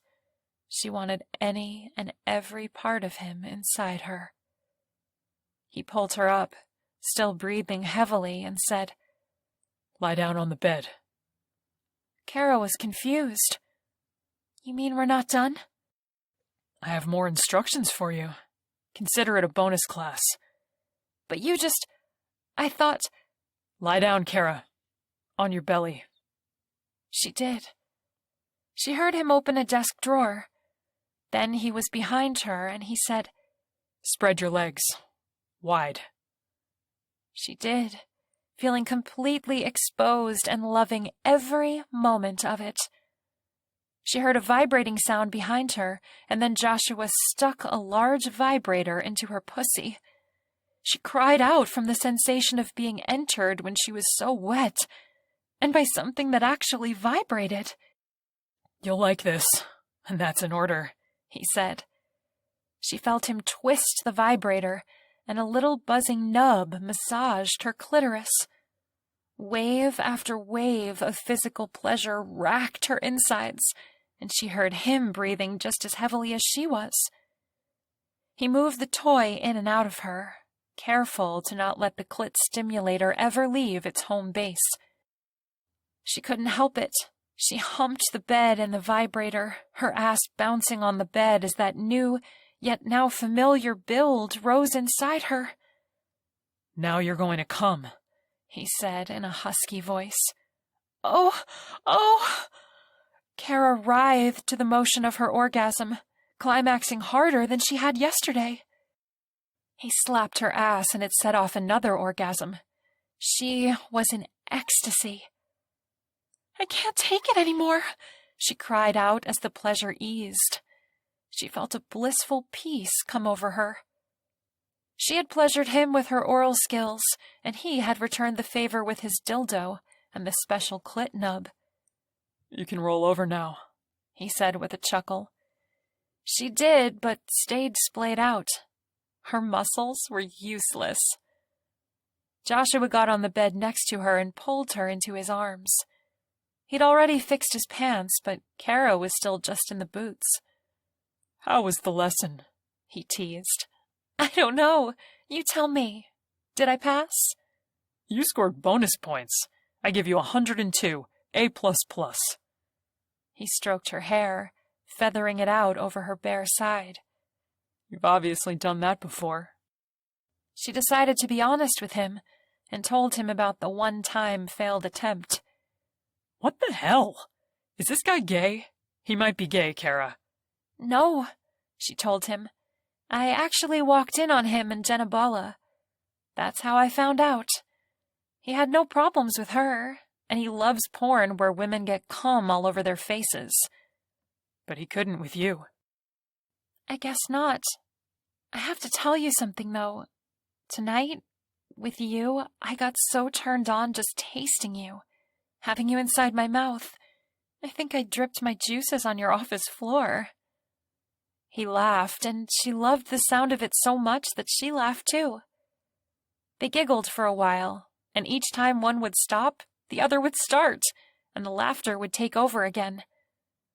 Finally, they calmed their delirium down, and he asked her, What did you think of Mr. Pinky? Mr. Pinky? The toy. Oh my, wow, she told him. But I thought the deal was that I was going to pleasure you. You did, Kara. I just don't enjoy getting off then zipping up. I want to make you come just as much as I want to. She turned her head to him and smiled. He grinned back at her and kissed her forehead. God, we shouldn't be doing this, he said. But Joshua, I know something now. What's that, hun bun? She couldn't say it aloud. The L word. They'd only known each other 2 days, but she was almost certain of it.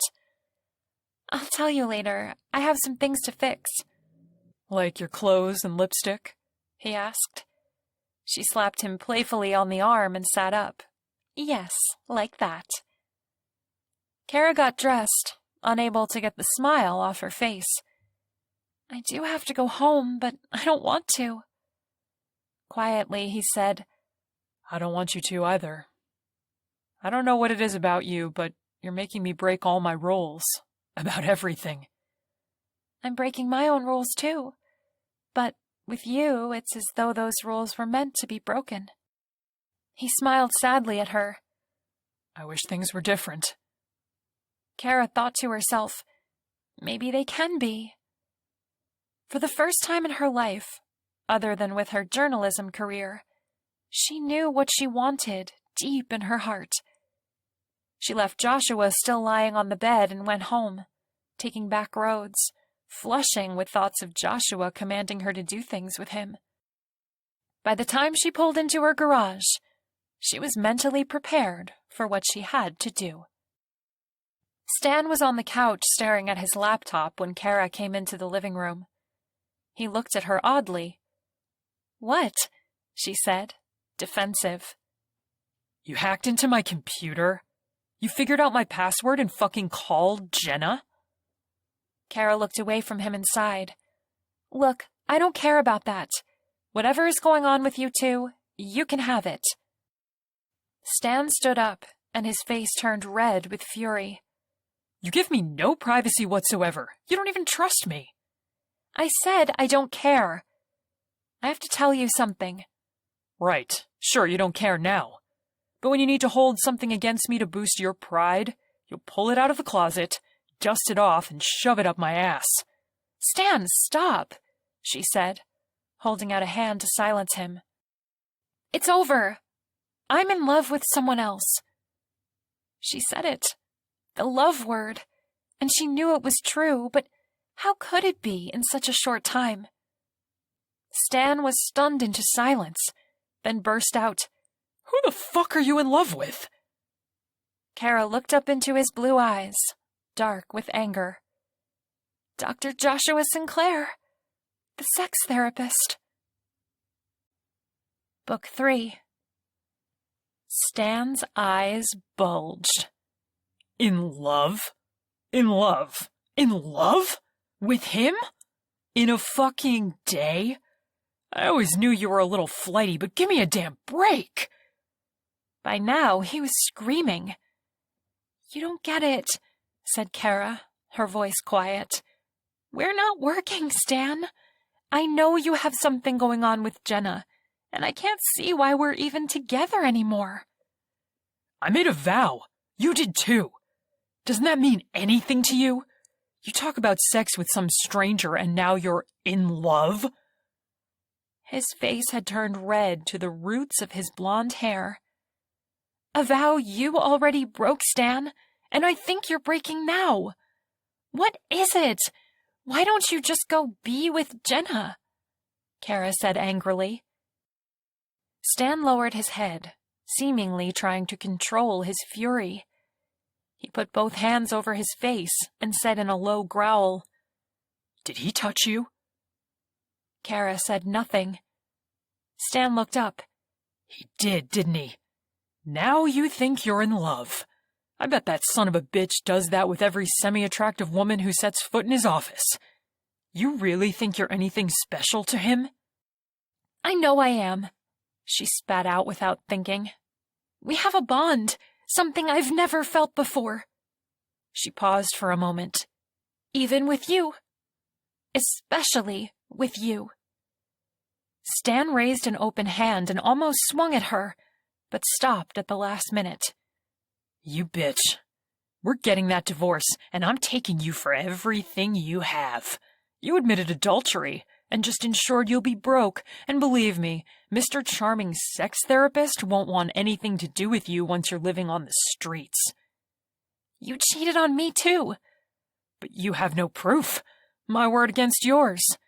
Same with me and Joshua. Oh, he's Joshua now. Jesus, Kara. Grow the fuck up. With that, he stormed out of the room. She heard him grab his car keys and leave through the garage house door. She sank to the carpet, but didn't cry. Was it true? Was she really free? Once Kara heard Stan's car pull away, she called Maggie and filled her in on everything, leaving out the full details of her encounter with Joshua and simply saying, We did things, and I've never felt anything like it. I know I'm in love. I know it. Maggie paused, and Kara could hear her sipping coffee, as she did night and day. In one day. God, you sound like Stan. Oh, please, don't compare me to that slime ball. I'm just saying. You've never had good sexual experiences before. Are you sure you're not confusing the lust for love? Kara exhaled deeply into the phone. You may be right, but there's something. I can tell he feels it too. What else could it be but love? Like I said, lust. But let's say it is love. There are all different kinds of love, you know? I've been in and out of love more times than I can count, and every time was different. I think there are different kinds of love, too. Just be careful to not get your heart broken, Maggie said. You don't really know the guy. He could be playing you and just be very good at it. The idea of Dr. Sinclair toying with her made Kara's stomach flip-flop in fear. You think that could be what's happening? Kara, Maggie said, exasperated. You're one of the hottest women I know. Almost as hot as me. Kara could hear Maggie's smile. Men want you. They watch you. They'd do anything to get you naked. But I'm telling you, it's more than that. It's more than just sexual chemistry. There's a connection with us. I can't explain it. I knew it. I knew it from the second I saw him. Maggie, I want him, Kara said. What exactly did you do tonight with him? Maggie asked. We didn't have sex, exactly. What does that mean? Kara blushed at the memories. A toy was involved, and I gave him oral. You did? Did you swallow? I, deep-throated and swallowed. Maybe you are in love. They both laughed. Why not sex? Maggie asked. I don't know. He won't take me. Do you think it's because I'm married? Because as of tomorrow, I'm filing for divorce. Stan's a lawyer. Be careful, Maggie warned. What do you mean? Kara asked. That threat Stan gave you? Taking everything you own? If anyone can do it, he can. Kara groaned. But why? He doesn't love me or want me. He wants Jenna. Jenna's a sex object to him, and she's broke as a joke. He knows she just wants him for his lawyer paycheck. I'm guessing their affair continues, and he buys her off to sleep with her. You really think so? Yes, Maggie said. Stan's not the guy you met after college. He's hardened, more selfish. He wants things his way, and no other way will satisfy him. He wants the beautiful, perfect, smart wife, and the French harlot on the side. That's how he gets off, and you just threw a major wrench into his jackass idea of living life. Kara thought about it. Maggie had never been this vocal of what she thought about Stan. Maybe she was right. And Kara realized it all fit. Kara slept fitfully on the couch. There was no way she'd ever sleep in her marriage bed again. Stan still wasn't home by the time Kara had to go to work the next morning. She had a ton of writing to do on a local piece, but she had a hard time concentrating. She had already asked her boss if she could leave at 2 to take care of some legal business. Her boss had raised an eyebrow, but said nothing other than she should go. Kara got a recommendation for a divorce lawyer from Sandy, who worked in the office and had recently gone through a divorce herself and came out on top. Sandy looked at Kara with pity and asked if she was doing it. Kara nodded, but added nothing more, and Sandy didn't question further. Once at the lawyer's office, Kara waited about 10 minutes before a man in his 50s brought her into his office. It was all wood-paneled and leather. She sat across from him at his desk. So, Mrs. Mastra, you want a divorce? Yes, and as quickly as possible. He leaned back and his chair squeaked. Why? I don't love my husband anymore. He cheated on me 2 years ago, and I think he's back with her, and... She trailed off, not sure how much to say. Do you have proof of the affair? I walked in on them. He said, rubbing his brow. That's not really proof. We can use your testimony, of course, but what else? She didn't want to use it, but she was afraid after what Maggie said about Stan taking all her money. He almost hit me last night. Said he was going to divorce me. Take all my money and belongings. The lawyer sat up. Mastra? Stan Mastra? Yes. Oh boy, he's a nasty one. One of the best, but plays dirty, and usually wins. He looked thoughtful. Kara asked softly, Does that mean you won't take my case? He looked at her so carefully she felt he could see through her. What brought this on? Kara sighed. She wanted to leave Joshua out of this. I'd rather not say. Everything is confidential, and I won't judge you. I'm on your side, he said, his eyes warming to her. I'm in love with someone else. My marriage is cold, has been since the affair, and I do believe it's still going on. She explained the Skype calls. I just met the man I have feelings for, and it's really made me realize I don't want to be with Stan anymore. The lawyer smiled. I can't imagine anyone wanting to live with Stan Mastra. Honestly, he's a beast. I'll take the case and do everything in my power to stop him from railroading you and your money. I take it he knows about this other man? Yes. She hated admitting it because it looked so bad. Tell me everything about this man, from the start. She did, leaving out the sexual encounters and only alluding to them by saying, We touched, but no intercourse. Okay, we can work with that. Just keep it that way until I serve separation papers. Do you have a place to stay? Kara thought of Maggie. Yes. I'll hand-deliver the papers myself by the end of the day. Don't go home, don't talk to him, and don't let him know where you are. I'm going to put a PI on him to see if we can catch him with the mistress. Okay. He stood, and so did Kara. They shook hands, and he said in a low tone, Everything's going to work out just fine. I owe that man a blow, and he's going to get it.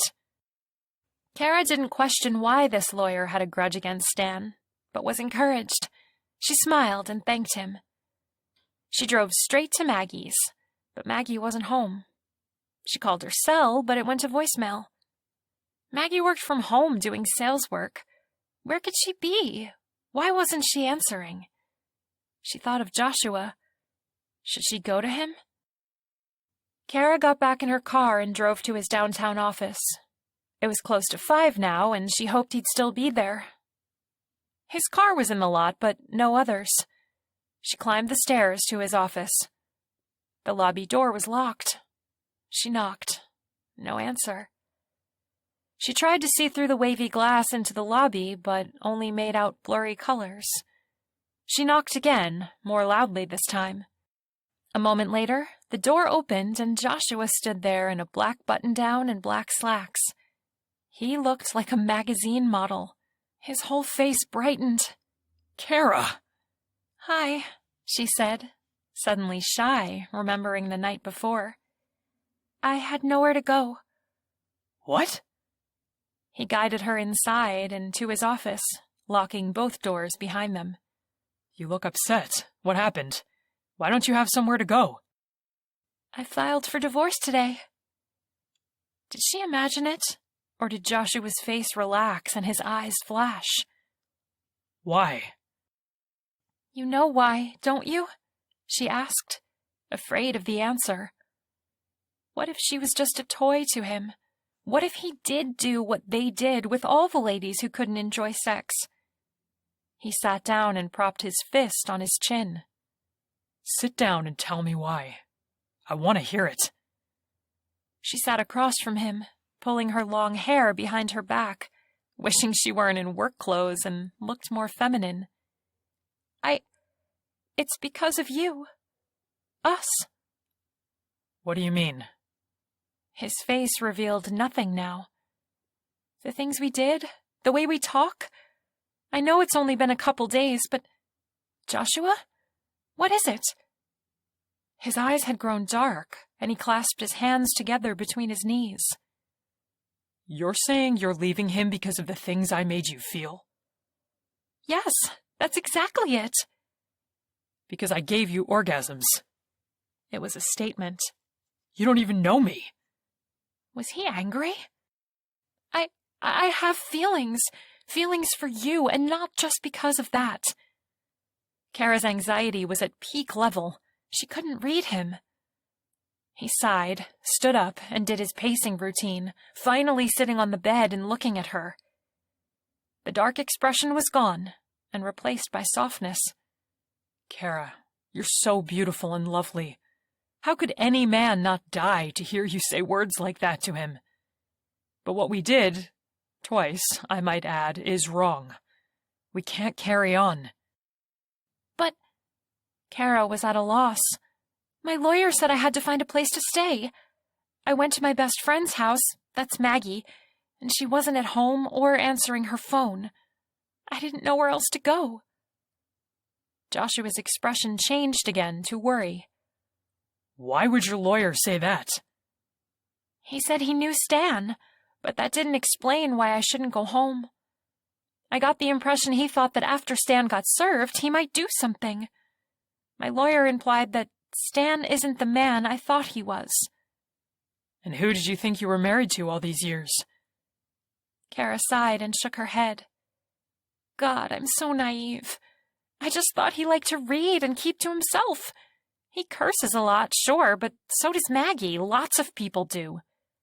But my lawyer, the way he looked at me, it was like he was scared for me. Don't you think going to Maggie's is a bad idea? If Stan were to do something, wouldn't he look for you there first? She hadn't thought of that. Until last night, I didn't think he had a violent bone in his body. Just a lot of talk. But last night, I told him I didn't love him. Joshua's eyes widened in shock. Why? Kara answered quietly. You know why. I want to hear it. But first, I want to know what he did to you. He almost slapped me, but he stopped and left the house. Joshua resumed his pacing. God, Kara, if he hurt you, I'd kill him. He whipped around on her so fast she smelled his cologne wafting toward her. Come home with me. I'll never guess you're there. Well, Kara said and looked to the side. I told him I had feelings for you. He might look you up and... Tears built up in her eyes. I'm so confused. I want to go with you, but I don't want you to be in trouble. Joshua knelt down in front of her and cupped her face in his hands, rubbing tears off her cheeks with his thumbs. I'm unlisted. Let's go. We'll park your car and back. His gentle touch, his eyes gazing sincerely into hers, it all made her more certain there was something real between them. And now he was asking her to come home with him so he could take care of her. She felt safer than she ever had in her life. He stood up and held out his hand. Come on, let's get out of here. She took his hand and he pulled her up. God, was he strong. They left the office and she followed him through the downtown streets of San Diego. The sky was bright blue, and he was diligent about making sure he didn't lose her, stopping when lights turned yellow and slowing way down when a car got between them so the driver would get angry and pass. They came up on a bluff by the sea, and he pulled into a driveway outside the garage of a gorgeous and healthy-sized white house with a perfect view of the ocean. He must make a killing with sex therapy, she thought. She pulled up behind him and rolled down her window after he got out of his car and walked to her. Follow me, he said. She rolled the window back up and drove behind his walking form, enjoying for a second time the curve of his ass. So tight. She wanted to grab it and squeeze it and blushed at the thought. He led her to a paved-in back parking area where a basketball goal was set up. She parked to the side of it and got out of her car. They stood staring at each other a moment, and he finally said, What do you think of my place? It's wonderful, Kara said, smiling brightly. I love the ocean view. I had no idea sex therapists made this much money. Well, he said, taking her hand and leading her to a back door to the house. I do more than that. I'm actually a writer on the subject under a pen name. A publisher picked me up because one of my clients, who is a well-known and successful novelist, told me they needed to give me a book deal. They listened. So I take it you helped her, Kara said as he unlocked the blue door to the house. He turned to Kara before opening the door. Him. He was a romance writer, mostly erotic work. Isn't that interesting? I shouldn't even be telling you this, but you don't know who he is. He writes under a woman's name. He had a pretty bad intimacy problem. We worked together, and now he's married, with a child on the way. So I guess he learned something. He grinned.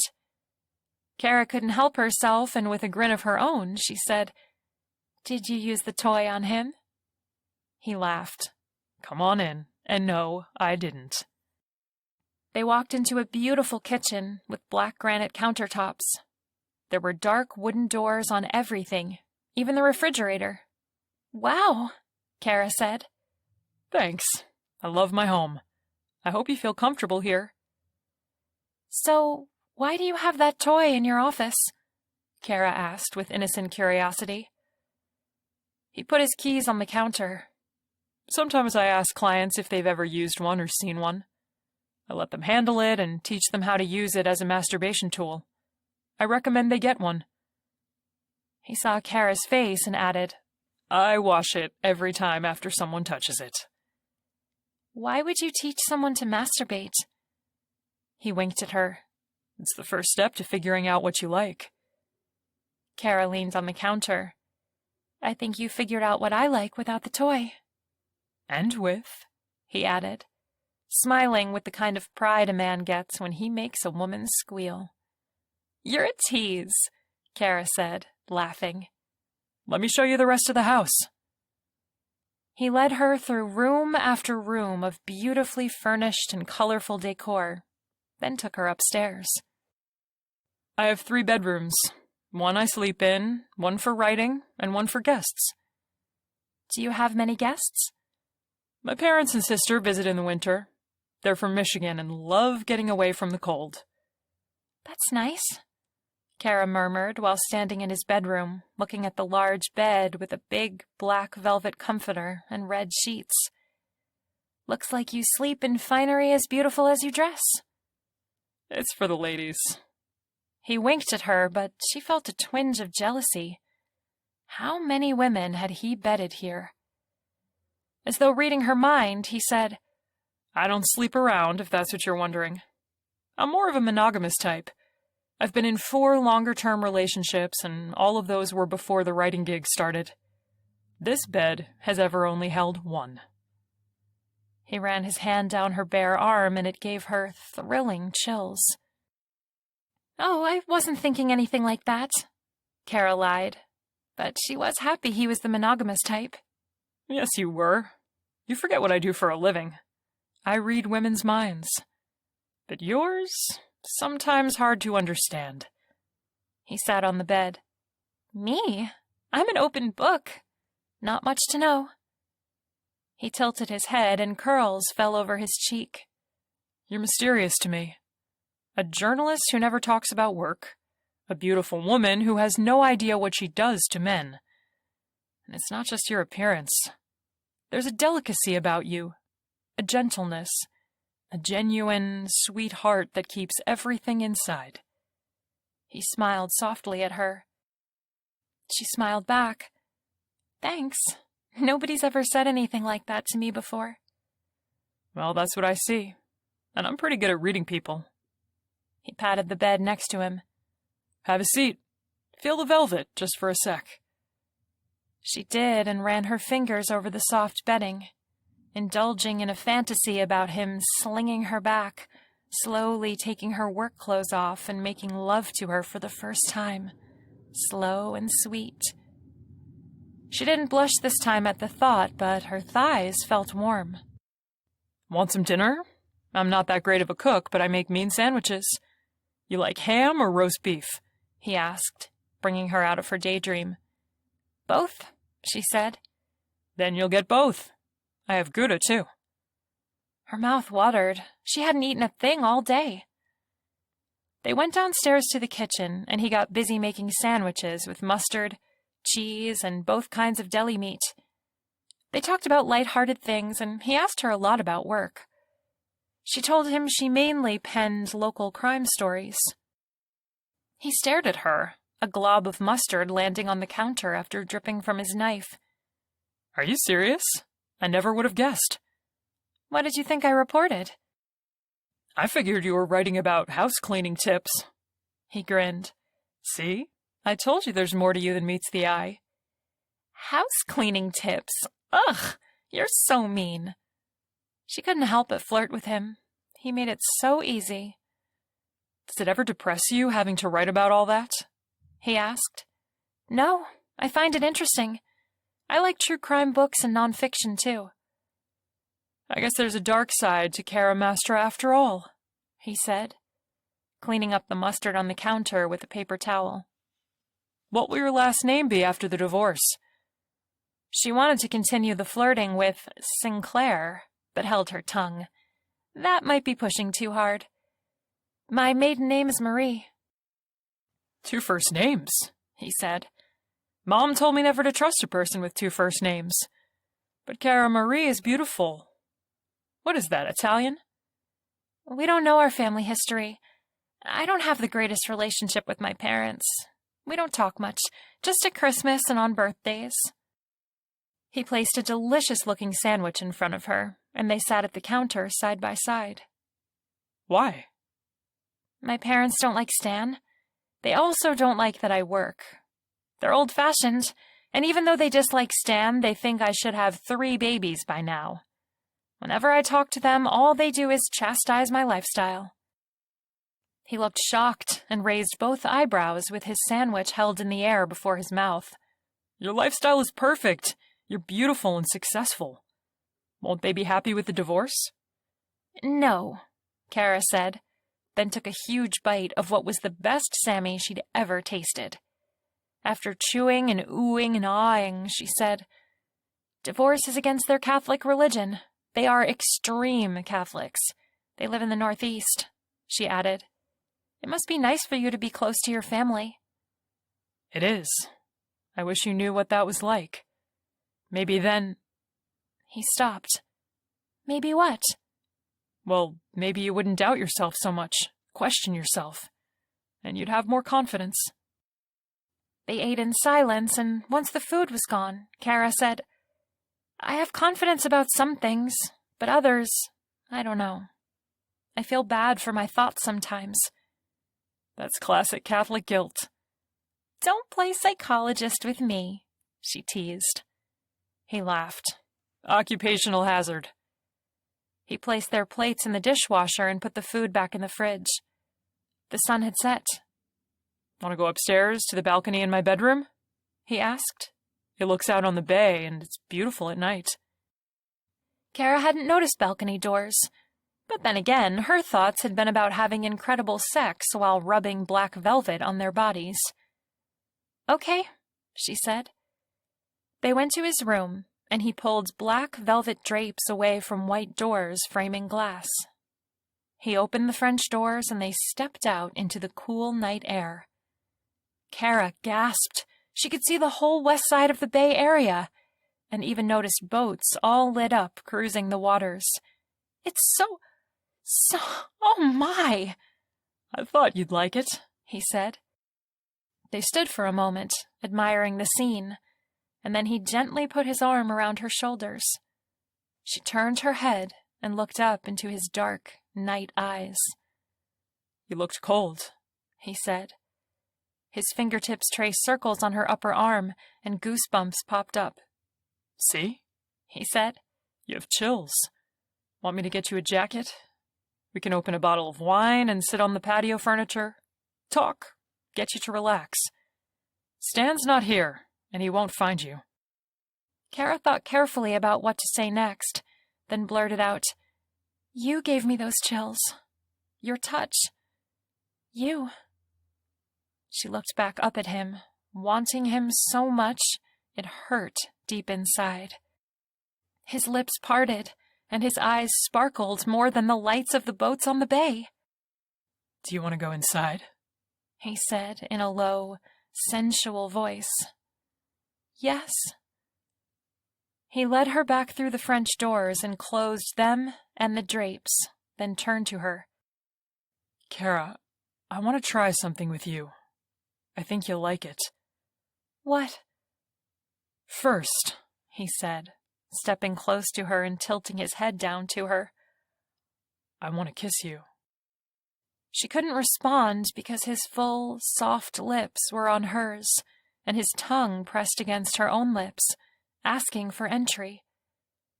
She parted her mouth and let him in, his warm tongue exploring her mouth. She felt hot all over, and there was that familiar moistness in her panties. He put his arms around her waist and pulled her body to him. The feeling of his hard chest against her breasts was almost too much to take. He gripped her hips and kissed her more fiercely, hungry for her. He moved his own hips against hers. She wrapped her arms around his neck and sighed into his heavy breathing. "Do you like that?" he asked as he cupped her ass. "Yes." "Will you let me do things to you?" She didn't have to think about it. He could do anything he wanted to her. "Oh, yes." He pulled back slowly and looked her in the eyes. "I'm going to take your clothes off." He started with her top and bra, and then her long, flowing skirt, bending down to pull off her panties and take off her sandals, pushing them out from under her feet. He stood back and looked at her all over, and she felt like the goddess she always wanted to be. So perfect, so sexy, he said, then came close to her and rubbed her body everywhere, taking his hand away only to lick his finger and then place it on her clit. The heat was unbearable until he said, "Now I'm going to tie you up to my bed and pleasure you. You won't be able to stop me." Kara's heart skipped a beat with fear, then pure lust. "I want it," she whispered in his ear and gave his lobe a nibble. He gasped. Joshua led her to the bed and laid her down on her back in the middle. The black velvet felt like heaven under her bare skin.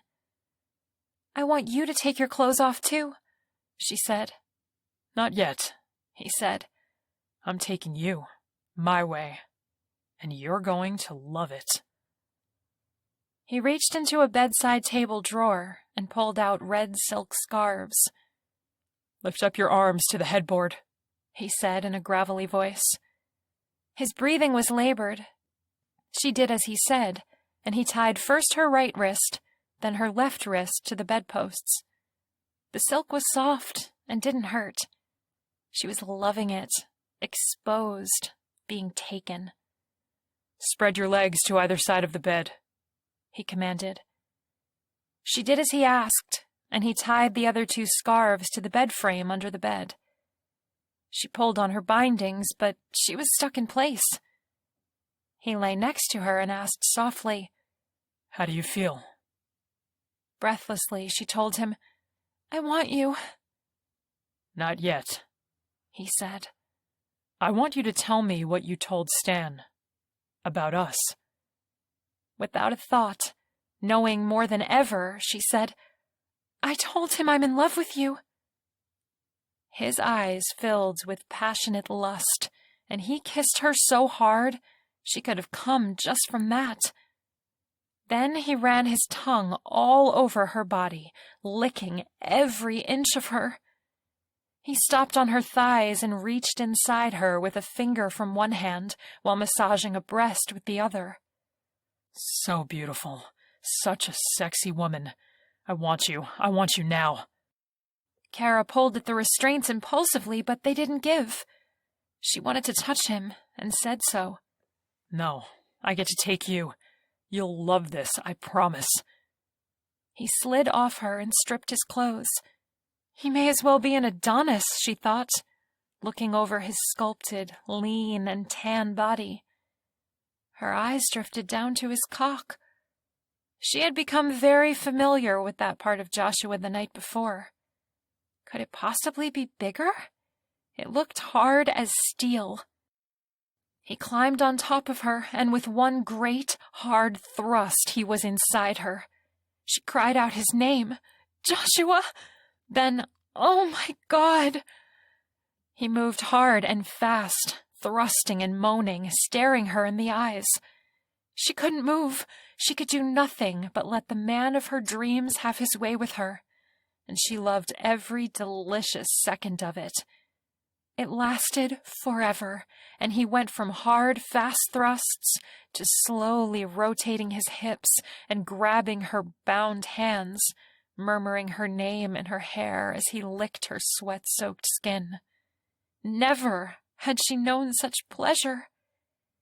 He propped himself up and took both her breasts into his hands, somehow balancing and making love to her at the same time.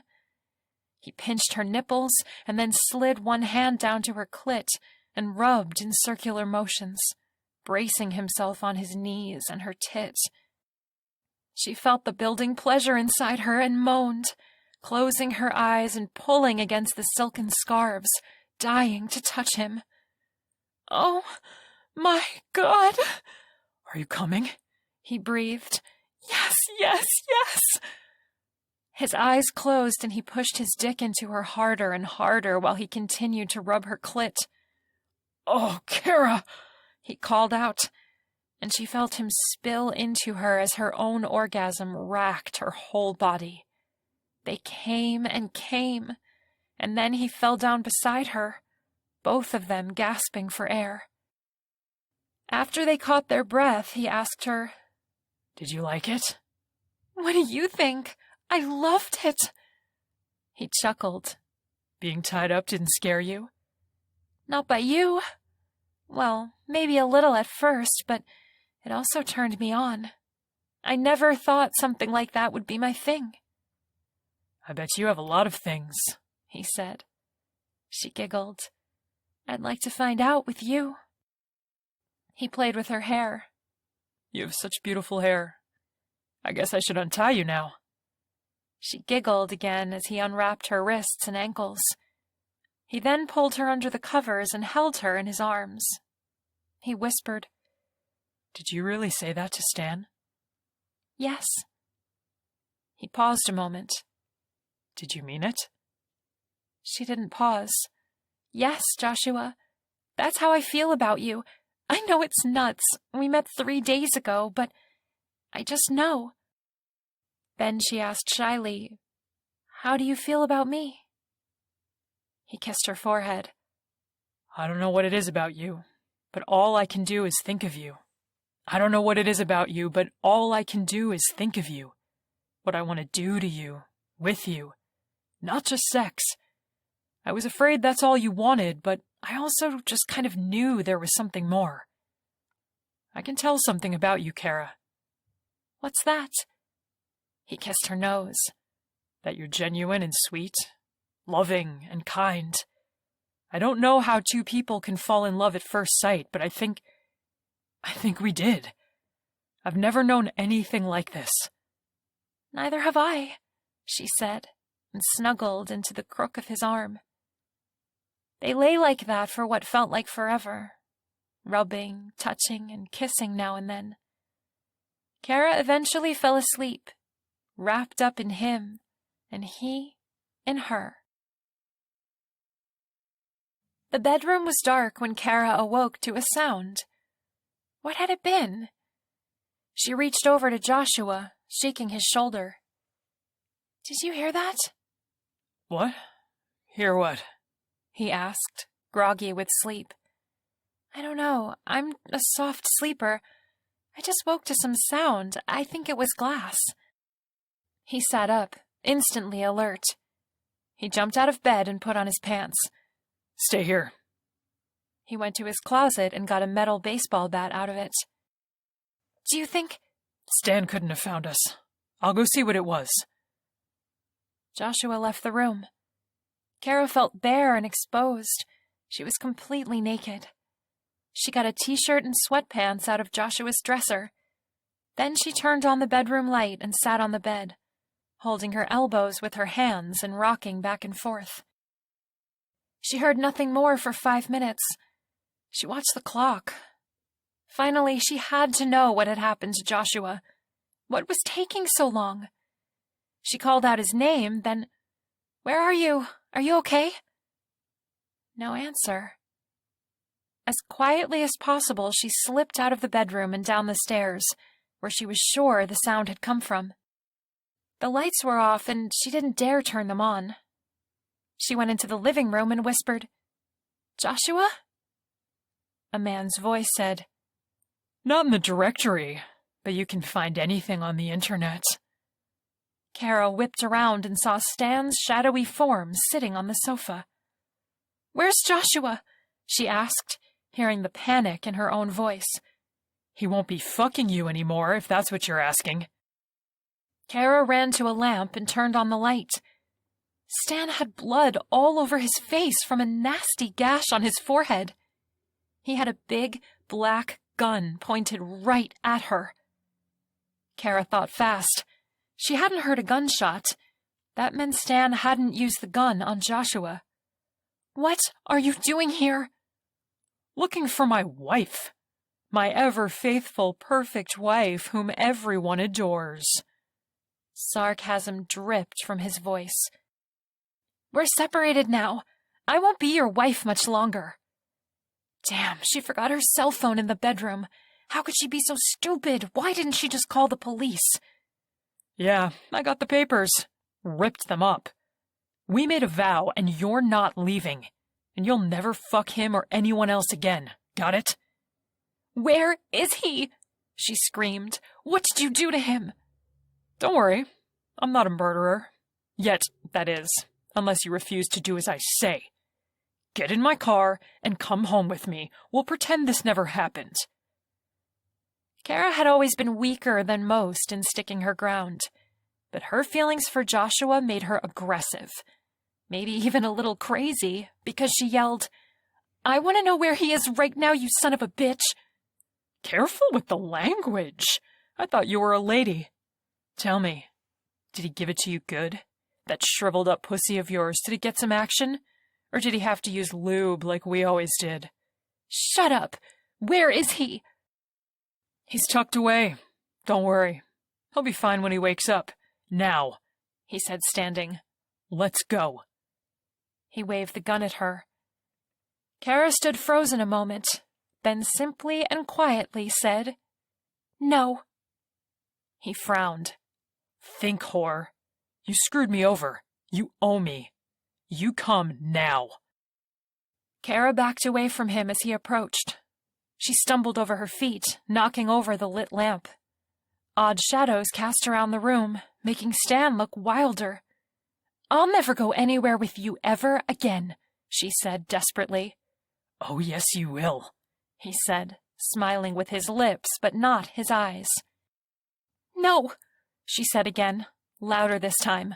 "I'm done. We're done. What the hell do you want with me anyway?" Still waving the gun with one hand, he put his other hand to his forehead and wiped off slimy sweat. What do you think? Are you really that dumb?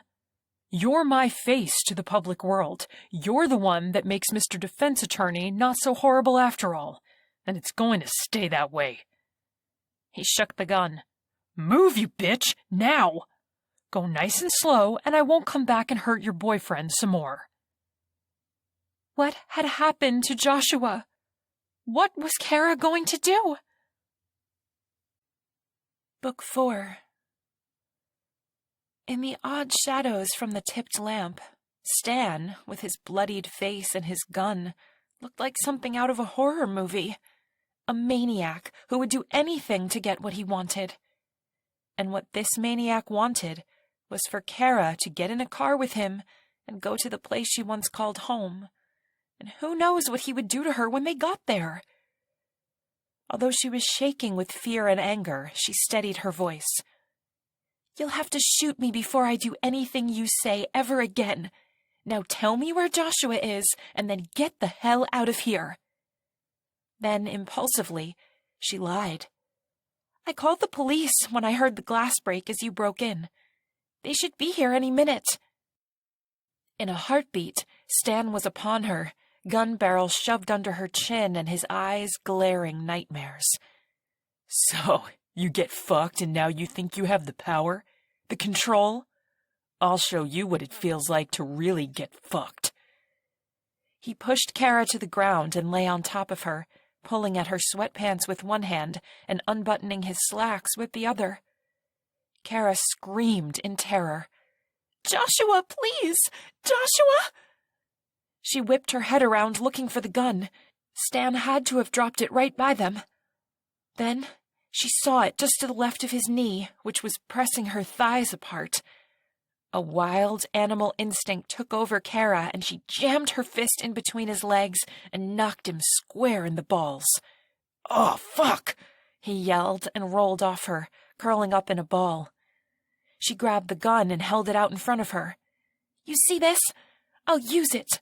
You tell me where he is, or I'll use it." Stan coughed and wheezed out, "No, you won't, because I also know where Maggie is. Think I didn't go to her house first? Think your lawyer's that great? He's an idiot. He called me to brag about getting your case. I went straight to Maggie's place, and now, for all you know, that bitch friend of yours could be anywhere." Kara's hand shook, making the gun wobble. "You wouldn't. You couldn't." Stan caught his breath and sat up, glaring at her standing over him. "And I know you didn't call the police. They would have been here by now if you had. So you think, Princess, you have it all figured out? You think you can shoot me anyway? Find Maggie on your own? Sure, It won't be hard to find your sick sex therapist heartthrob. But Maggie? Kara couldn't believe what she was hearing. You'll never get away with it. It's kidnapping. It's called lying. Maggie won't be able to prove that it was me. She doesn't even know it was me. Give me the gun, Kara. No. Stan stood slowly, holding his hands out. Give me the gun. Kara knew how to use a gun. She cocked it and aimed at his kneecap. And then he rushed her. A shot went off, but they were both on the ground, rolling for the gun. And somehow in the scuffle, the black weapon was kicked away from both of them across the hardwood floor to Joshua's feet. "Joshua!" Kara cried out. Like Stan, he had a wound on his head, but above the ear, as though he'd been pistol-whipped. Blood dripped from his hair onto his bare shoulder and down his chest. Kara, get outside now, he yelled, picking up the gun. "No, we go together, come on," she said, absolutely refusing to leave the two men together. "He's crazy, Joshua, and he says he took Maggie and won't tell me where she is. He's holding her hostage," she said. "Come to me," Joshua commanded, gesturing to her with his gun-free hand. She stood up, wincing at the pain in her side from being knocked over twice, and rushed to Joshua. Then came the sirens. Kara looked up at Joshua. "Did you—" He looked as confused as she felt, because flashing red and blue lights shined through the curtains, and police sirens wailed in the driveway.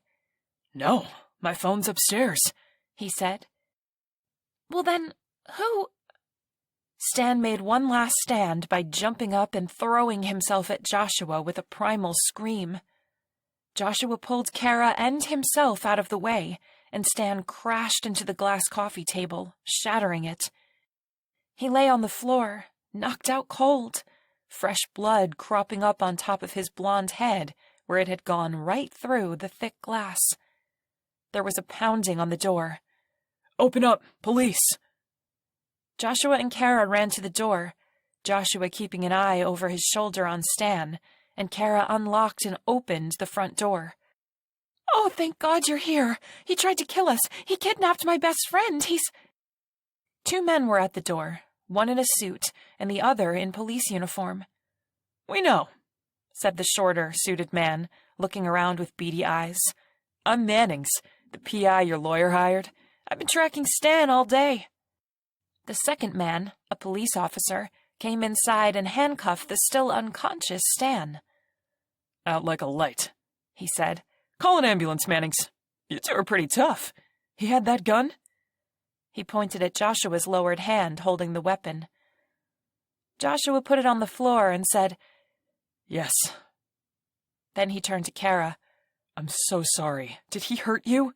He came at me in the kitchen from nowhere. We struggled. I got in one good swing with the bat before he hit me hard on the left side of my head, and I went out. God, he didn't hurt you, did he?" He held her face in his strong, bloody hands. In a shaky voice, Kara said, "He just scared me, that's all. I was able to fight back." Joshua pulled her close and petted her hair, kissing her head and neck. "I'm so sorry. I thought you'd be safe here. I'm so—" "Shh," said Kara. "You saved me." Kara and Joshua sat in the ICU's waiting room, hoping Stan would come out of his coma and admit where Maggie was and what had happened to her. Kara thought of all the worst things he could have done. The police had already searched Maggie's place, Kara's home, and even Joshua's house. They found no evidence of Maggie's whereabouts, and when the police tried calling her phone, it went straight to voicemail. Joshua stroked Kara's hand and kept telling her that it would be okay, that they would find Maggie. "Think. What can we do? We can't just sit here and hope Stan will wake up any minute. The doctor said his head going through the coffee table is most likely fatal. He's just on machines now," Joshua told her. "I don't know what else to do." Kara let a tear slip down her cheek. "Did Stan have a best friend, a confidant? Someone he'd talk to about this kind of thing? Joshua asked. Kara shook her head. Not that I know of. Apparently I didn't know anything about him. I never thought he'd be capable of this. He almost... She stopped, turning her head away from Joshua. Almost what? He asked, voice low and hard. Kara took a shuddering breath. When you were knocked out, he said horrible things, then he tried to force himself on me. I was terrified. Joshua clenched her hand so tightly, she gasped. I'm sorry, he whispered tightly. I am so sorry I wasn't there. I want to go into that hospital room and rip the machines off him for doing that to you. If it weren't for not knowing where Maggie is, I would. She looked at him. He had his free hand over his eyes, and his feet tapped continuously. She knew he wanted to pace, but couldn't stand the idea of leaving her immediate side, even for a second. It's okay, I fought him off. I punched him in the nuts, hard. And you know what? It felt good to finally do that to him, and he more than deserved it. He deserves to die, Joshua said bitterly. Don't say that. We can't judge. I know that look you're giving me, but Stan's apparently crazy, insane, mentally ill or something. Controlling to a massive fault, at the very least, Kara said. Joshua sighed and relaxed his grip on Kara's hand. I'm glad you got to lay one on him. Me too. They sat quietly for some time, both thinking. They told the police everything, leaving out the details of their affair, only saying they were having one. Kara played back the last few days in her mind. It seemed like she was now living someone else's life instead of her own. Every aspect of her existence had changed since Stan had suggested sex therapy. From the physical attraction and love she instantly felt for Joshua Snyder, to hearing Maggie lay Stan's whole agenda on the table about his relationships with Kara and Jenna, to the Skype call. "Jenna!" Kara exclaimed. "I just thought. Stan might have told Jenna something. We have to go back to my house, get his laptop." The police took it, Joshua said. "They did?" I heard them talking about not finding anything on Master's laptop. That's how they put it. Kara thought for a moment. Jenna said she was living in L.A. Stan found your house on the internet. Maybe we can search for Jenna Bala. Joshua finally gave in, got up, and paced. But wouldn't the police already have done that? Maybe, I don't know. But I do know that the greatest friend I've ever had is in trouble. Bad trouble. Right now. And it's all because of me. Come on, we can do this together. Let's go to your house and get on the web. Kara stood and held her hand out to him. You're amazingly resilient, Joshua said with a tired smile. I admire you so much. You too. Now come on. They Googled the name Jenna Bala. A few Facebook profiles came up, but none of them had her picture. Let's do an image search, Joshua suggested. They did, and found several photos of women, but none of them were Jenna Bala. What else? Joshua asked. What else did she say? She's in L.A. Did she say what she does for work? Oh, yes. She said she was modeling underwear. I thought that was odd because while she is very pretty, she doesn't have your typical American lingerie model figure. She's too curvy and she's short, too. Let's Google this. He typed in Jenna Bala, L.A. underwear model. Nothing came up. Kara said, thinking aloud. She's probably using another name. But she's very proud of being French, so I think she'd keep her name somewhat French. Well, let's just try French L.A. underwear models. Okay. He typed it in and clicked on the images. And there she was. Shoulder-length brown curly hair, pale skin, wearing a red corset with a red thong and red thigh-highs. In her left hand, she held a red leather whip. Kara squealed, "That's her!" and pointed at the image. He clicked on it. The image linked to a site called French Kisses, and it asked if they were over 18 before allowing them to look at the site. Once there, Kara and Joshua tried to figure out exactly what French kisses sold, or what the heck it was even about. There were individual pages dedicated to French models in lingerie, and Jenna's page was where the initial Google image had come from.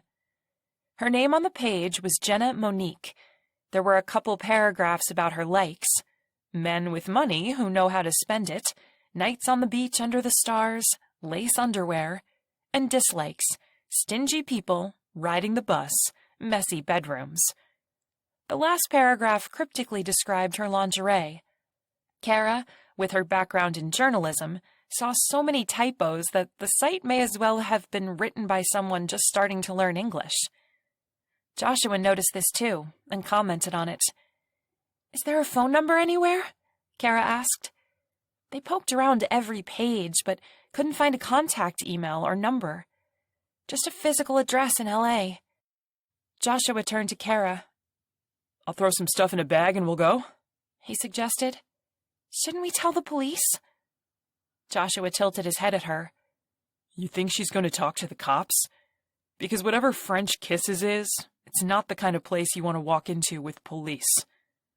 "You're right. Thank you so much," Kara said. Joshua pulled her up from the chair and hugged her. It felt so good, so comforting after all that had happened. There was hope now. Jenna was the only person Kara knew Stan to be close to other than herself, which was, of course, a lie now. So he might have told her what happened to Maggie. It was something. They could do something.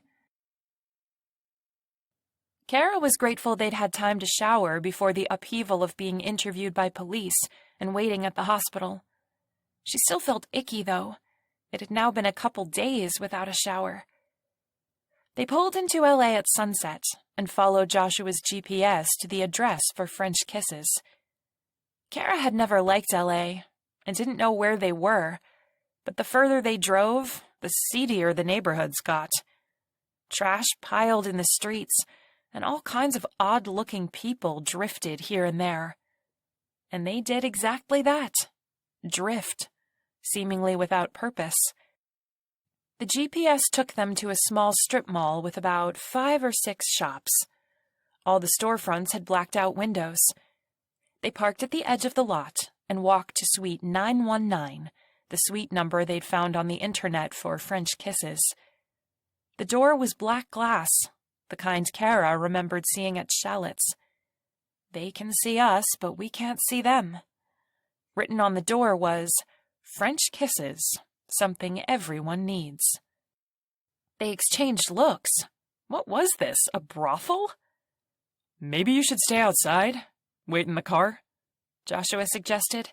"No way, I'm coming in." He shrugged. "Okay, you're the boss. But be careful. Let's act like we know what we're here for." "Okay." "Remember the plan?" "We've gone over it for 2 hours." "Okay, I'll remember the plan. Joshua, remember the plan," he told himself. She smiled at him. Even in this terrible situation, he still had charm and used his sense of humor to keep going forward. And he was doing it for her, with her. He opened the door. "Ladies first." Kara walked into a dimly lit, red-walled room.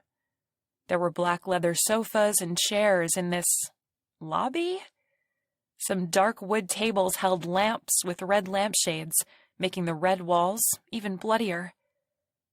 On the far wall was something like a check-in station, something you'd see at the dentist's, but the sliding door was black glass, and it was closed. There was a white door to the right of it leading deeper into the building. Kara and Joshua were the only 2 people in the room.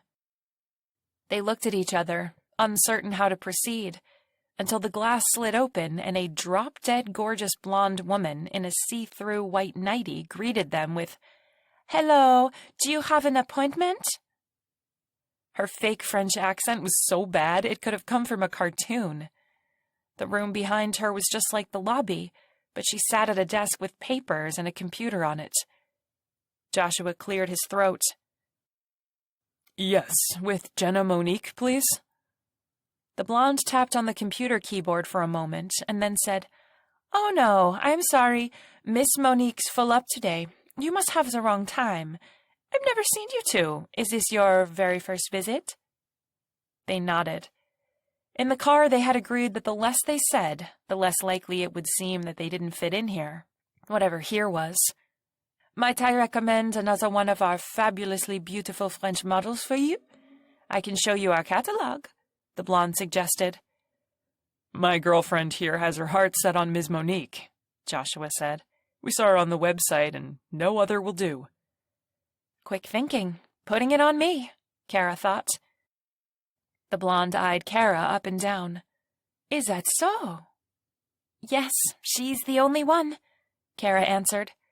Well, she said, this is unusual, but I'll see if Miss Monique can squeeze you in for, say, a 10-minute show. But it will cost you extra. We can pay, Joshua said. You pay up front now. Not until we know we get Ms. Monique, Joshua said. The blonde pouted like she had practiced doing it in the mirror until she thought it was a perfect screw you, then closed the back door. Joshua whispered into Kara's ear. Turn your back to the glass. We don't want Blondie showing us to Jenna through the glass. And pull your hair in front of you. Why? It's one of your most familiar and attractive features. She'll recognize you right away. Kara smiled inside and did as he suggested. After a few minutes, they heard the glass door open and turned back to see the blonde. Miss Monique can see you now for $3,000 up front, she said. Kara tried to hide her shock, but still dropped her mouth. Joshua was cool about it, as though he did this kind of thing all day, every day. Is that all? He said, pulling out his wallet. Cash, said the blonde. Joshua pulled out wads of money. They had prepared for something like this, but did he have that much? It turned out he did, and more to spare. The blonde eyed the rest of the cash, and then turned to Kara with a smile so sweet it would make a lemon get tooth rot. And if the madam would like another viewing, I'm available after. Thank you, murmured Kara. The blonde closed the black window, and a moment later, the white door next to the desk opened. The blonde gestured for them to come with her. The hallway was long, with the same decor as the lobby, white doors set in from deep red walls. They walked all the way to the end of the hallway. The building hadn't looked this big from the outside. The blonde stepped in front of the last door on the left and said, Now I go back up front and you enjoy. Just knock once I'm gone, wait a moment, then enter. Then you will be seated and drink served. Only then will Miss Monique begin. They nodded at her and watched as she went back down the long red hallway and to the reception desk. Kara looked up at Joshua. How's this place for strong sexual partners? He gave her the littlest of smiles, took a deep breath, and knocked. Then he turned the brass knob and opened the door. They walked inside. The room was painted black, and there had to be 1,000 mirrors of different shapes and sizes on the walls.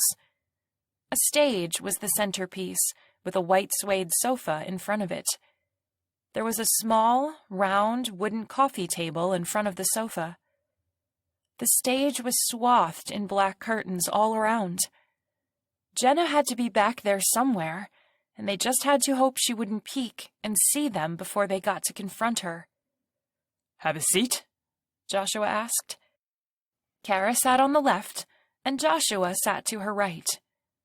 Spotlights from the high ceiling lit upon a silver stool with white leather padding on the stage.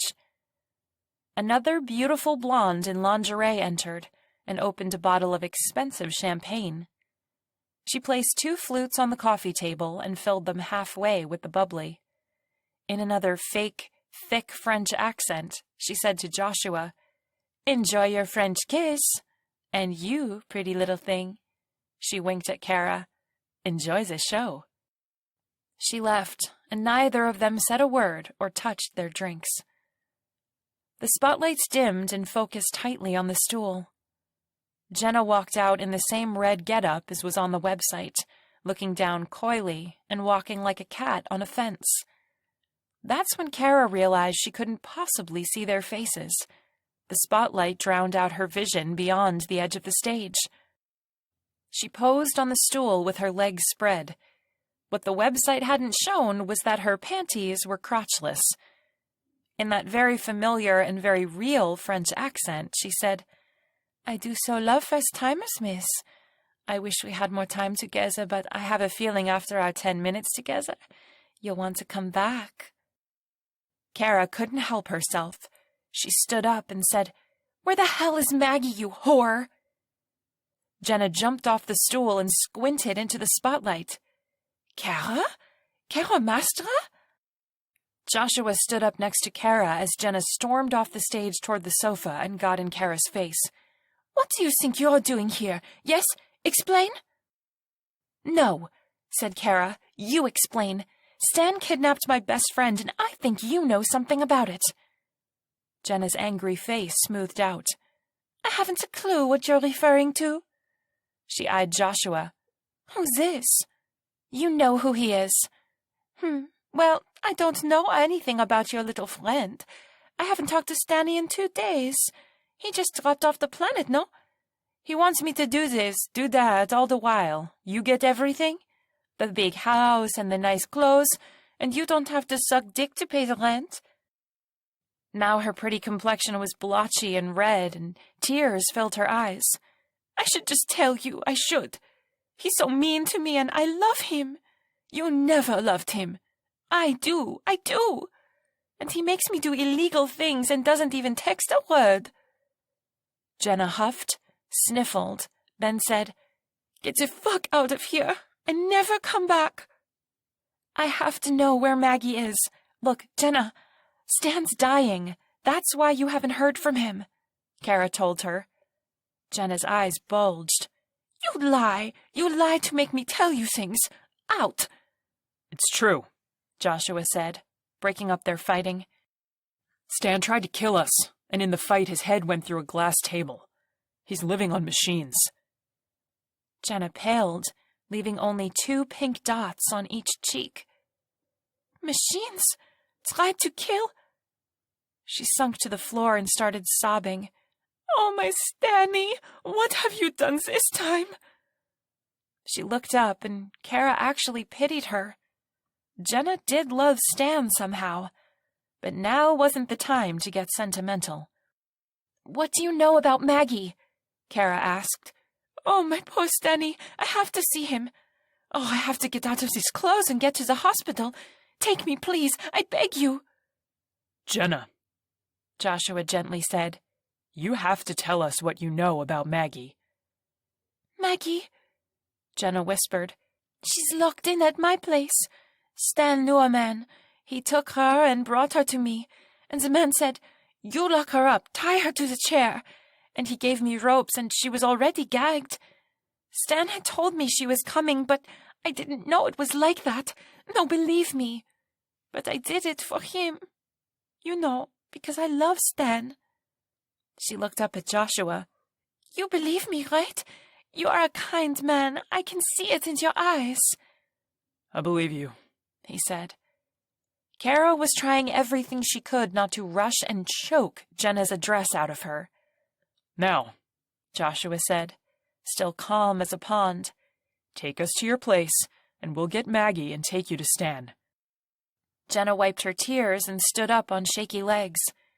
"I have to change." "No," Kara said. "We go now. I have clothes in the car." Jenna looked back and forth between Joshua and Kara, and then continued to cry as they led her out of the staging area for French kisses, down the long red hallway, and out of the building.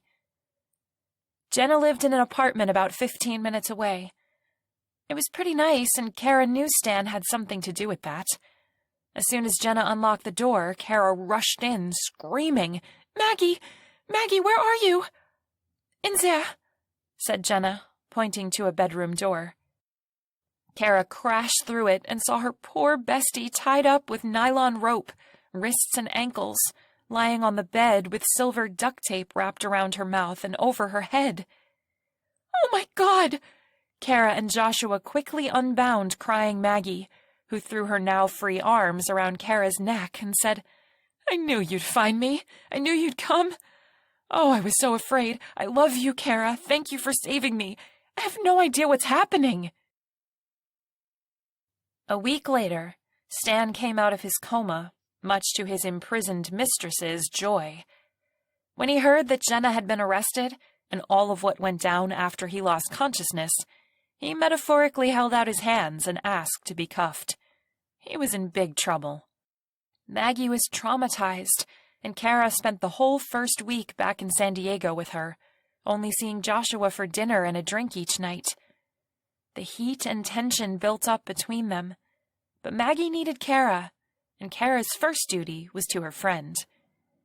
It cheered Maggie to hear that Kara had finally kissed and done the real deed with Joshua, and with silk scarves. She said she was proud of Kara for going for it. I've known you forever. I'm so happy you found him. He's perfect for you. And nobody mistreated me in the kidnapping. There was a toilet, and the only sucky thing was when she taped or untaped my head. She had it wrapped around the whole way so I couldn't get it off, with my wrist tied so tightly. All she did was talk about Stanny. I figured out who she was pretty fast, and something pretty big had gone down. I was leverage, but she wasn't so bad, and I've got a whopper of a story now it's all over.